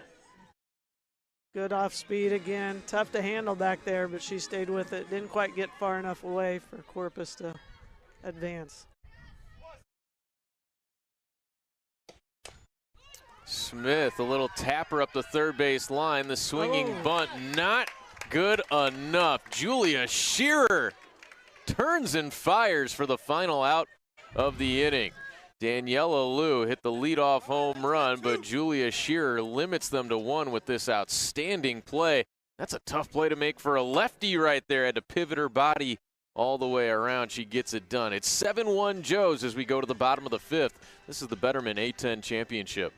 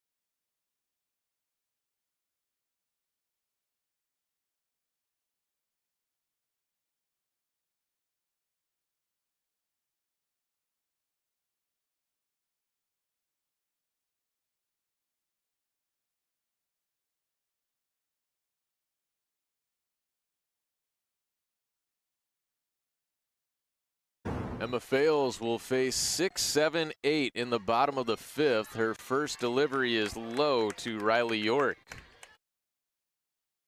7-1 ball game. St. Joe's exploding in the second and third innings. A 2-run homer from Grace Brown in both of those frames. She's due up 4th here.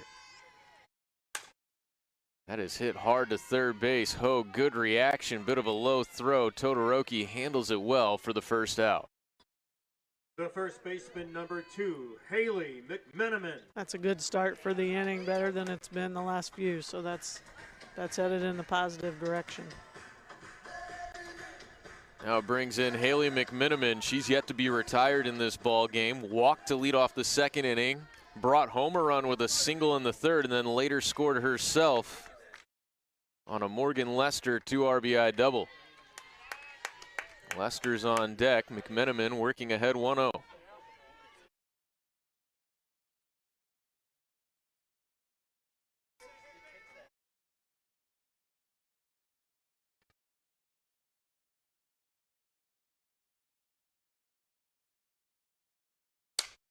That's hit hard into left field. Going back, Corpus can't get there. McMenamin sliding into second. It was a good throw, but she slides under that tag for a one-out double.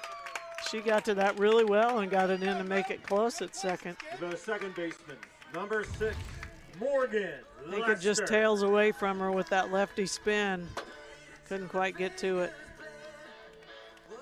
Feels like the Hawks have been hunting these pitches around the knees, knowing that that's where GW is trying to get their outs. They have really bent at the knees well at home plate and gone down for those and turned them into extra bases. Lester takes ball 1 low. It does. They've made good, solid contact majority of the time when they've went after him, too. Told you Lester with that 2 RBI double her last time up. Lester has 13 RBIs now on the year, 6 doubles. Went fishing for that one, 1-1. Took it down a little bit too low on that one. It's a good pitch. McMenamin at second base after her double.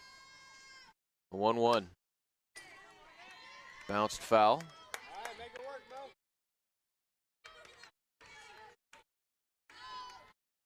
McMenamin has 9 doubles now on the year. McMenamin has just 22 hits all year, 9 doubles and 3 homers. Wow. That's got to be some slug percentage there. Good for a 481, not bad at all. Probably higher than that now, 2-2 on Lester.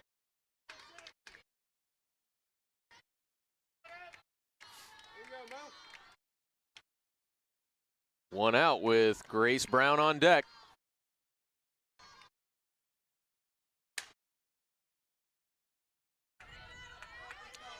Out of play. Hanging in there, change something up here. That's what we saw in the last at-bat from Morgan Lester. Fouled off a number of 2-strike pitches and then eventually came up with that 2 RBI double.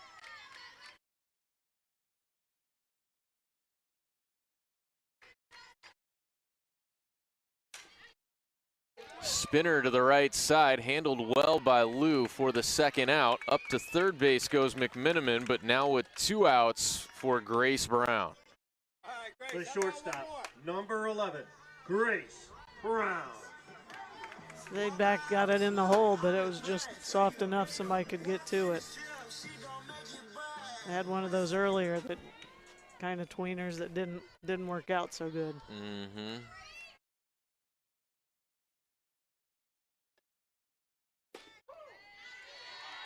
First to Grace Brown is a call strike.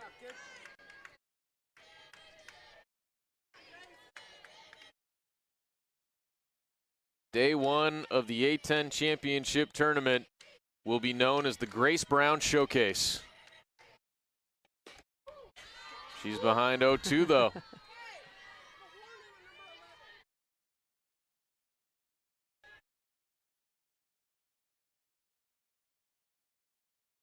Definitely leave that one out. Gina McCool wanting a word with the home plate umpire. I didn't see her say anything, did you? I did not.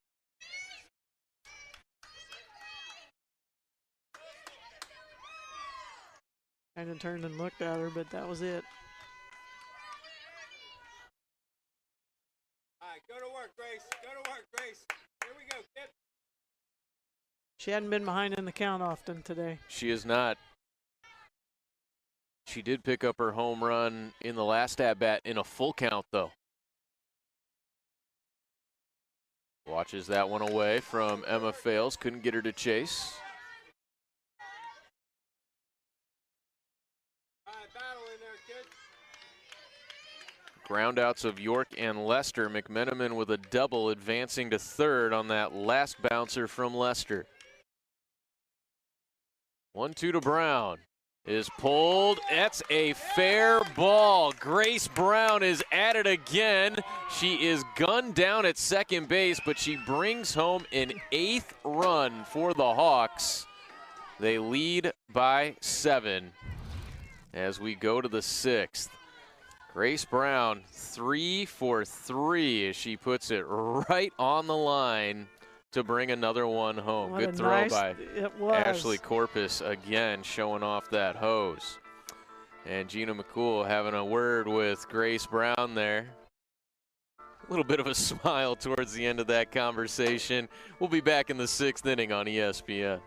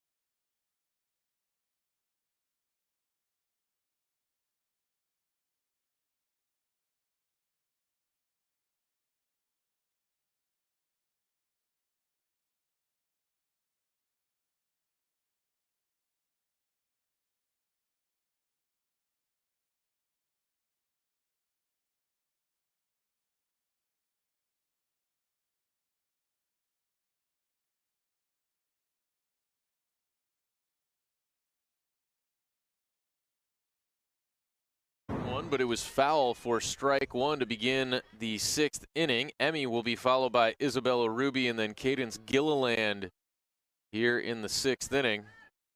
And that home run from Daniela Liu in the last inning has kept this game going.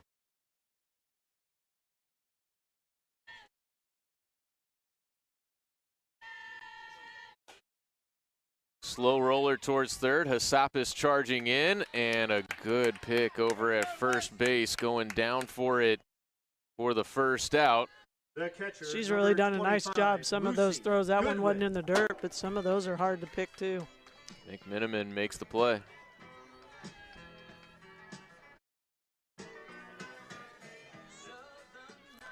And looks like we've got a pinch hitter here for Ruby. First pitch skips to the backstop for ball 1. It's Lucy Goodwin now at the plate.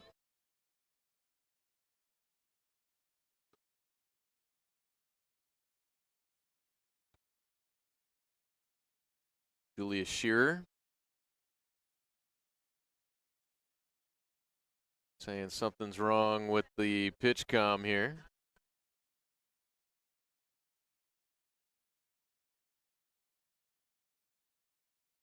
I think that's Elle Buffenbarger, pitching coach out there, having a word with her. He's the Youngstown State all-time wins leader and strikeouts leader.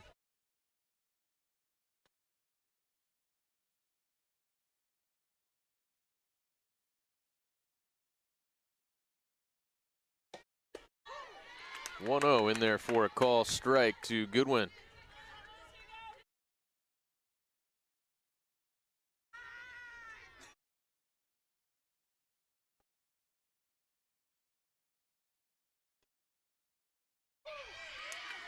One and two now. Hold the string once again.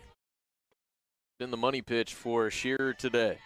Well, and it's been big for not just his strikes always, but keeping them off balance. Chopped off the instep of the foot. And it makes it so hard to guess. It feels like she has mixed her pitches almost totally evenly with everything that she has to offer. A lot of times you'll see that primary pitch maybe be 70% and then much less with everything else. Big time variety from Shearer. Tried to speed her up with that 1-2, and now we may see that change again. May see the change again. I wouldn't be surprised if you don't see her come up and in hard like she did in one time. She's ahead in the count. Could waste one if she doesn't chase it. So if you're the hitter and you're thinking, well, it could be either of those things, it's a tough spot to be in. The 1-2 just dipped under the zone. It's a great pitch on a 1-2, though. It's a great pitch, but it's a great take, too. Certainly.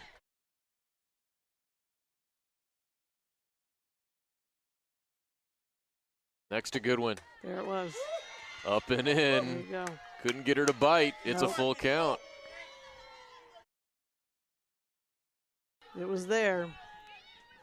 Once again, a good take. Goodwin putting up a good battle. The 3-2 is ball 4, so a 1-out walk will bring up Cadence Gilliland. The shortstop, number 51, Cadence Gilliland. She's been a tough out. She's had some good at-bats. Played a nice shortstop as well. Just a really good player. Open stance for the lefty. Takes one at the knees, borderline for strike one.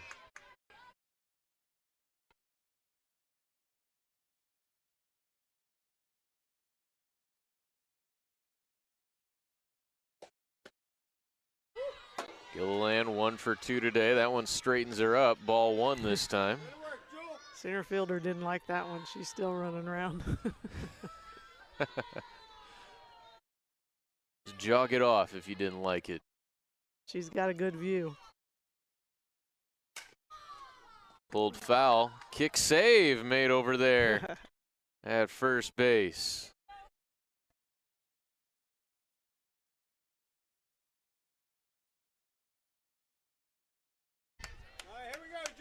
Sam ahead. Bean with the quick reaction. She's ahead of her. We'll see if it's a change again. Nope. Gilliland pops it foul. Just out of my range, Lori. Just, yeah. Close. Tried to go up and out that time to the lefty. Let's guess what's next. I think we're on the same page here. Here comes the changeup. Oh, Shearer thought it was strike three. Look at center now. Sent her to a seat. You think Megan Sinkus and this group are having fun out here? That they are. 2-2. Gilliland spoils it. Again, a good at bat for her. Yeah, they are having fun. They've been aggressive on the bases, everything Coach talked about, and playing free. Seen that identity really come out from St. Joe's in this game. Not that it wasn't there in game one.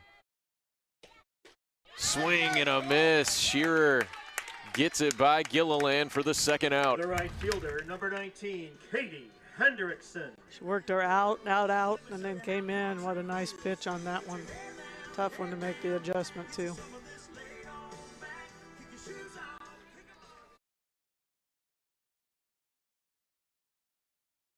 Here's Hendrickson offering it at the first pitch and sends it out of play. Strike one.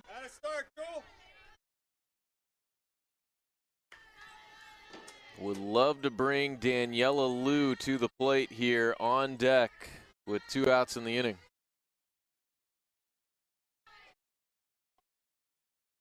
Liu's got to reload.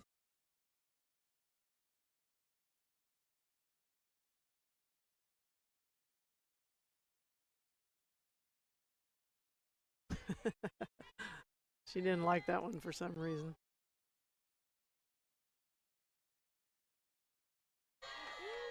One and one. I like it, Joe. Yeah, it would be big to get it pushed to the next batter here. The Revs' hopes hanging by a thread late in this elimination game as the count goes to 2-1. Come on, don't give in, Joel.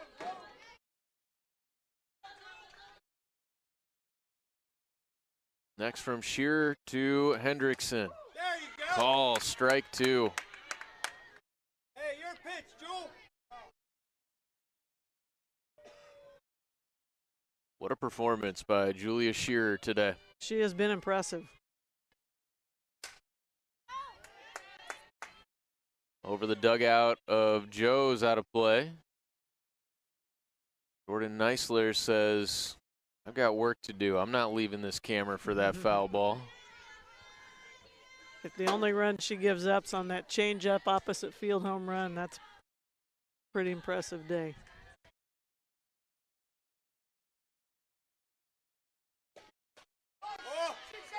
Up out of the zone. Did she swing? No. Full count now to Hendrickson. Way to work, Joel. Nobody's at third, yeah. Yeah. Go, Hawk. Runners going. Swing and a miss. Shearer gets it done again. 8-1 Joes as we head to the bottom of the 6th. This is the Betterment 810 Championship. You're watching it on ESPN. Doors opening.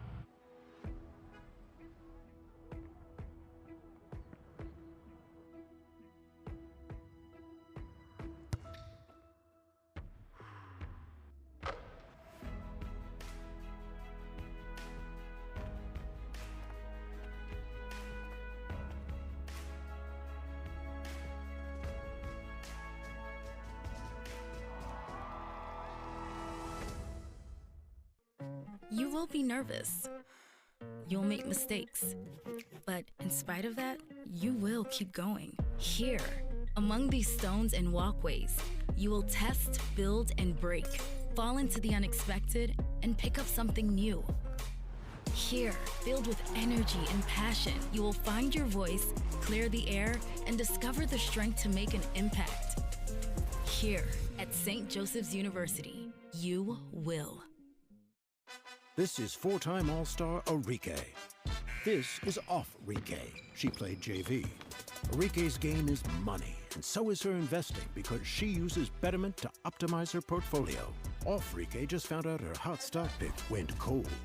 Enrique uses Betterment to automatically reinvest her dividends so she can stay automatic from 15 feet. Off Enrique isn't even semi-automatic. Being able to focus on your game instead of the market, that's the Betterment effect. St. Joe's leads this one 8-1. It's the top of their order. Megan Sinkus leading things off here in the bottom of the 6th.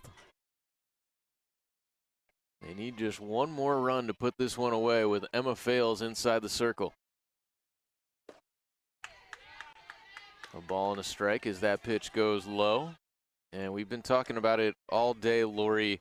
The discipline and maturity of these at-bats from St. Joe's have been awfully impressive. Well, we know that coming in, they don't strike out a lot, and they put pressure on you, but they've really shown some good discipline both games of not chasing and getting the opportunity. You know, it's hard enough to hit a good pitch, and then when you chase something and magnify the difficulty of trying to hit a ball, but they don't do that. They stay within the zone and within themselves and put pressure on you. Got to be a tough feeling for a pitcher as well. You get in these 2-strike counts, and it's just so hard to pick up a strikeout. That one runs away to even the count at 2. Good work, Mac. She's actually done a really good job since she came in. Yeah, they've had some kids on, but they've made some plays behind her.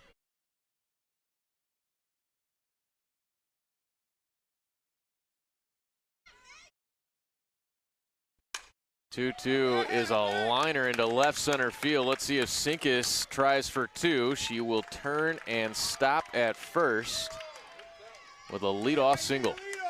The third baseman, number 23. It's her first hit of the day. Really patient. Good at bat again.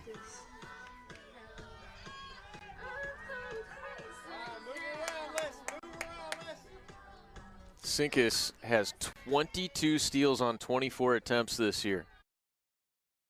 Hassapis at the plate, 0 for 2, but walked her last time to the dish. There she goes on the first pitch. No play at second base, and that's where they went. It's a fielder's choice, and everyone's safe with nobody out. That's a tough play. You got to know that she's going to get the jumping as quick as she is. You got to go to first base with that play. No, you want to get the lead runner, but yeah, aggressive by Cadence Gilliland, and it looked like the throw might have beaten her, but Lou wasn't quite to the bag at that point either. And now GW is going to challenge the play. It looked like she was safe to the naked eye, but at this point in the game, you probably feel like you have to challenge that one. So we'll step aside and let you know the result of the challenge when we come back. But as things stand, an 8-1 ball game in the bottom of the 6th, and Joe's with 2 aboard, nobody out in the inning. This is the A10 Betterment Championship. You're watching it on ESPN.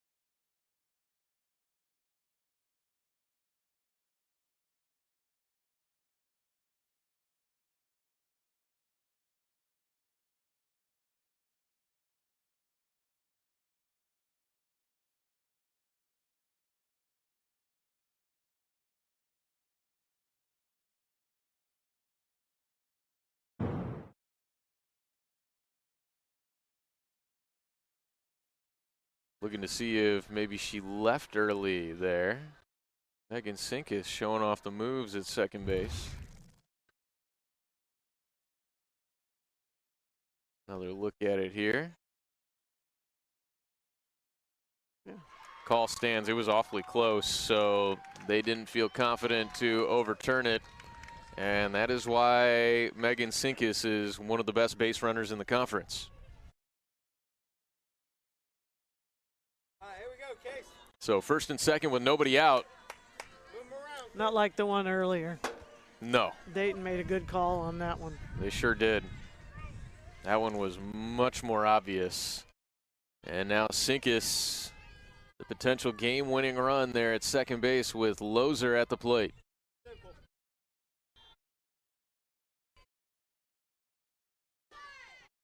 Showing bunt, did she offer? I didn't see a signal, did you? I did not either, so I will assume ball one. It is indeed. Loser has reached twice, 1 for 2 with a single and a walk.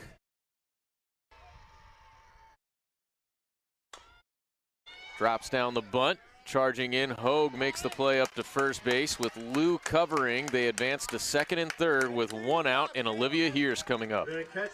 With the day she's had, that's a great job getting that sack down. And we've seen that's been a difficult ask today. It has been. And I'm sure she wanted to swing the bat, but she's going to give it up for her team. Good for her. Been so incredibly impressed by Casey Loser today. Complete player, impacts the game in so many different ways, brings you a little bit of everything that contributes towards winning softball. Here's drops down another bunt. They're coming home with it, and she's out. Fails heads up play to flip it for the out. Gina McCool.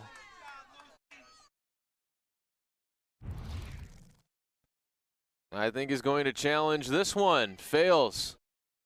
Got it home quickly. Ooh, that's a close play. That is. Potentially a 1-2 put out. And we'll see what this review has in store for us. Back-to-back reviews here in the bottom of the 6th. We'll be right back on ESPN.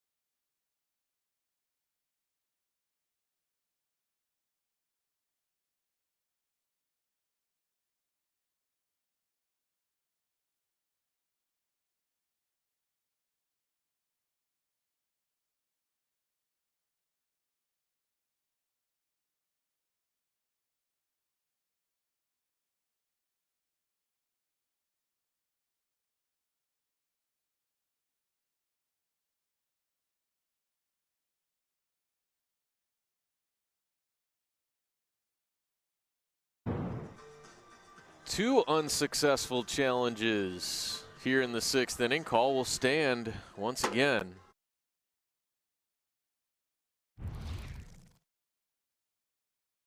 Another look at it. Wondered if maybe that ball came out of the glove of Lucy Goodwin, but it did appear to stay in the leather. It did stay in. I couldn't tell initially, but it did stay in. It showed a lot and went to the end, but it stayed in. Nice heads-up play.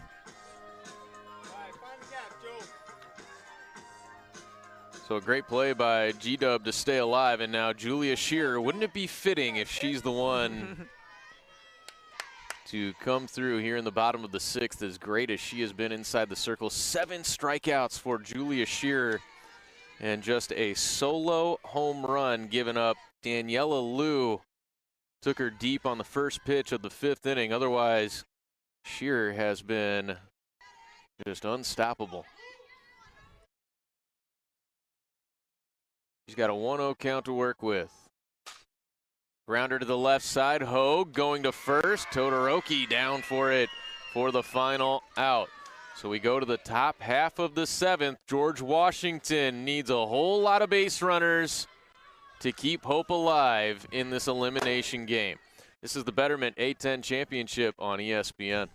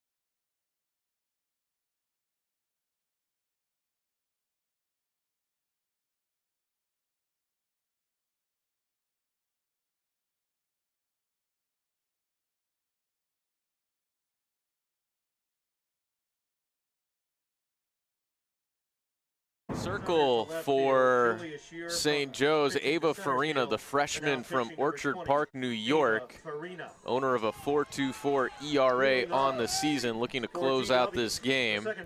Sinkus moves to left field. Julia Shearer in center field, and George Washington trying to provide the energy needed for a rally here in the 7th with Daniela Liu leading things off.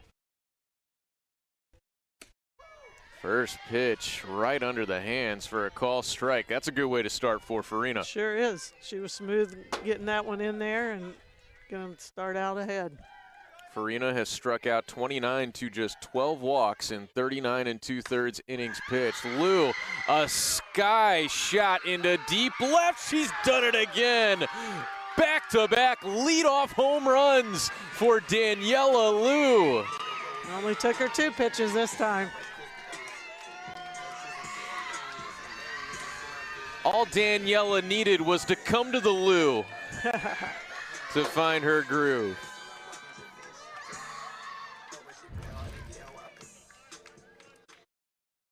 That's the definition of a moonshot. The sun's down. That is a sky shot. What a good day she's had. Well, that's a Here we good go. start to the 7th. Now the top of the order in Ashley Corpus.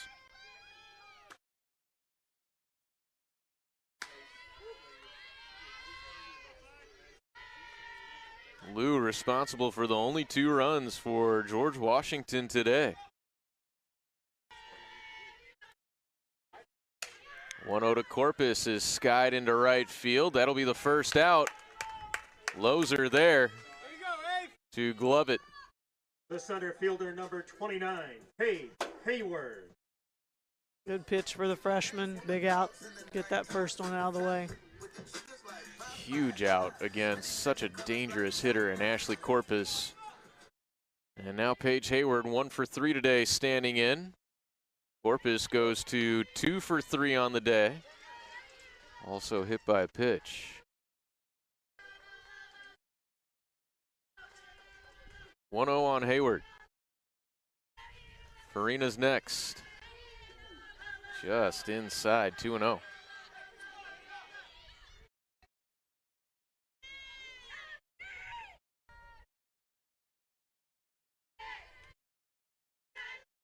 Sydney Hogue on deck. The 1-0. Excuse me, that was a 2-0. Inside again, 3-0.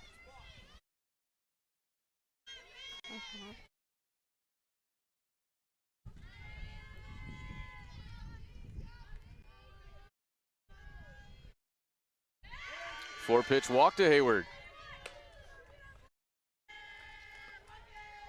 The third baseman, number 10, Sydney. And if you're St. Joe's, that's what you don't want to see. Got to make them earn it up by multiple runs in the last inning. I know it's a big lead, but you don't want them to get something going here. Hogue looking for her first hit in this ball game. This time, Farina fills up the zone for strike 1.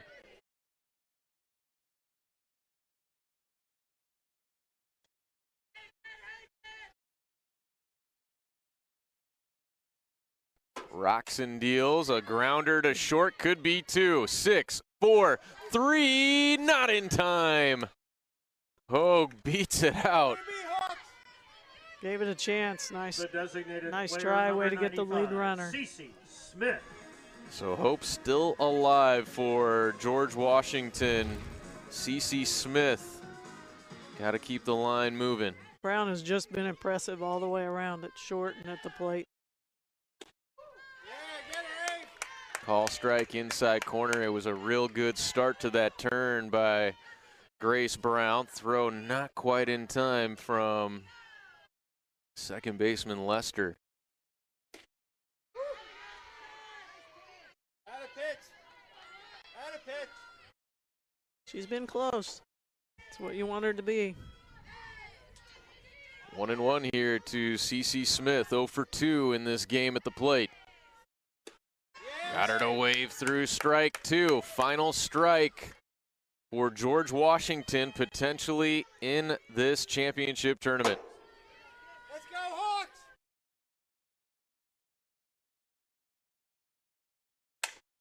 It's blasted through the middle for a base hit. Thinking 3, the throw is offline. And Hogue is safe. They're at the corners with 2 down. The first baseman, number 7, Emmy Todoroki. Nice base hit up the middle.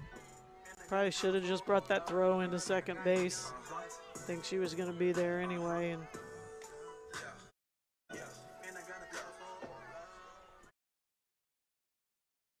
Emmy Todoroki now with 2 down. Ava Farina trying to shut it down here in the 7th. Comes in with a call, strike 1.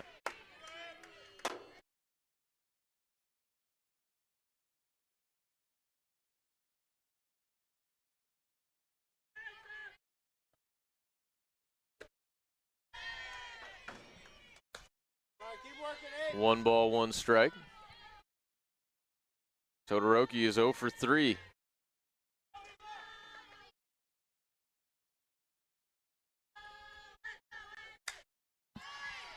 Fouls it back, and once again, final strike for G-Dub.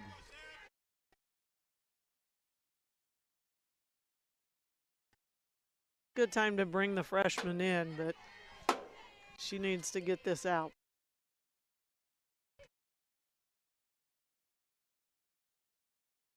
Farina ready with a 1-2 offering.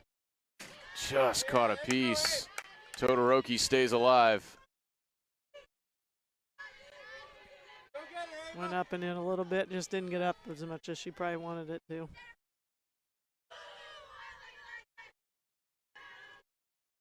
Joe's trying to close it out and stay alive in the tournament. Todoroki on the ground to short. Tough play. Brown booted it a little bit, and she'll just eat it. An infield single makes it 8-3, and don't look now, it's starting to get a little interesting. Well, they talked about how explosive their offense is. It could be a little concerning.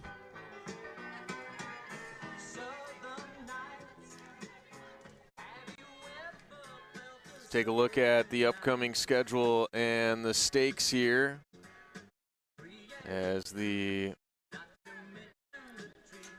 winner of this game would play the loser of somewhere. I'm already confused, Lori. I knew it was going to happen at some point. They'll take on the lower seed of the loser from either Loyola Chicago and Fordham or SLU in Dayton. There, I worked it out eventually. Okay, that makes sense then. No one ever accused me of being a genius, okay? Well, that can be confusing. 2 on and 2 out. Big rip and a miss from Lucy Goodwin. Almost came out of her shoes on that swing. She didn't get cheated on that one.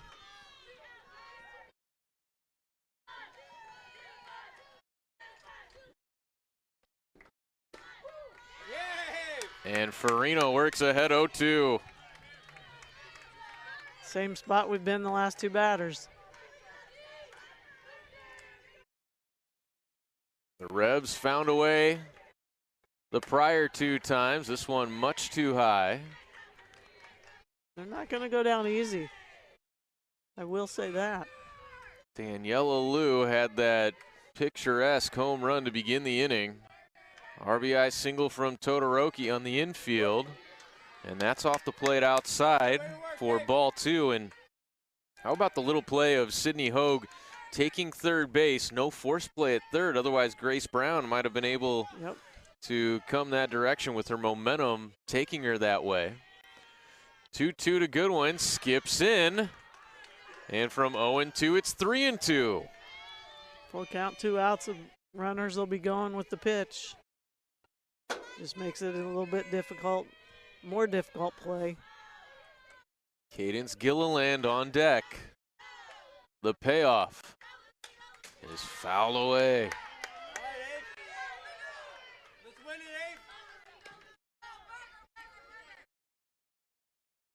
George Washington will not go quietly.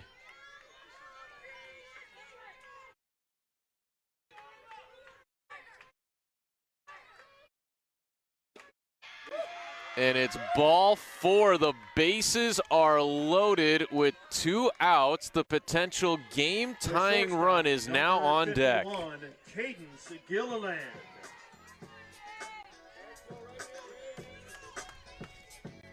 I wouldn't want to get to Gilliland here.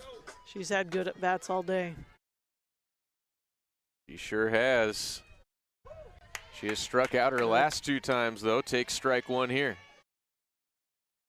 Still getting ahead. She's been doing that. Yeah, she has. Farina just looking for that put-away pitch. It's eluded her to this point. Gilliland behind 0-2.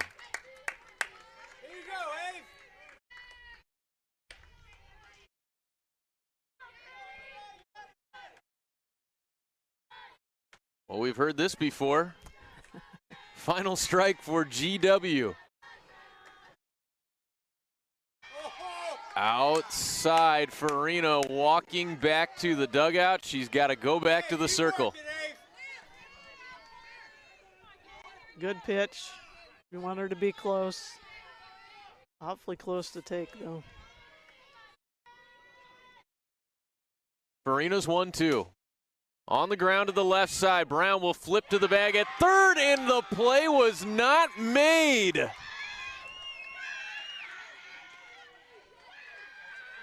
I couldn't see it. Unbelievable. An accurate flip to third, and Hassapis just could not receive it cleanly.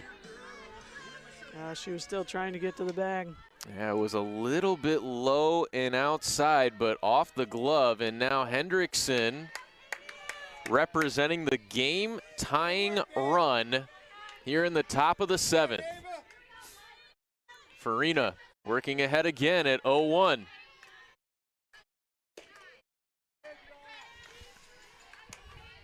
One ball, 1 strike. An error has continued this game. We can't see from our angle, but you got to think there's some action up for St. Joe's. That's fouled away by Hendrickson. You would think so. She has done they put the ball in play some, and they just haven't made the plays behind her completely this inning. Farina keeps getting to 2 strikes. She has again. Hendrickson takes outside 2-2. She's been close on those, just off. 3 runs home already in the inning. 2-2 to Hendrickson, is lined to third, and this time Hassapis able to snag it, and that does it for the ball game. St. Joe's is moving on to day 2 in a tough end of the season for George Washington. They fall by a final score of 8-4. Hassapis making up for that last play with the quick reaction at the hot corner. And a tough way for George Washington to go down. We'll hear from Gina McCool, head coach of St. Joe's, when we come back as her Hawks take this one and live to see another day here at the Betterment A10 Championship. You're watching it on ESPN. Of the Atlantic 10 softball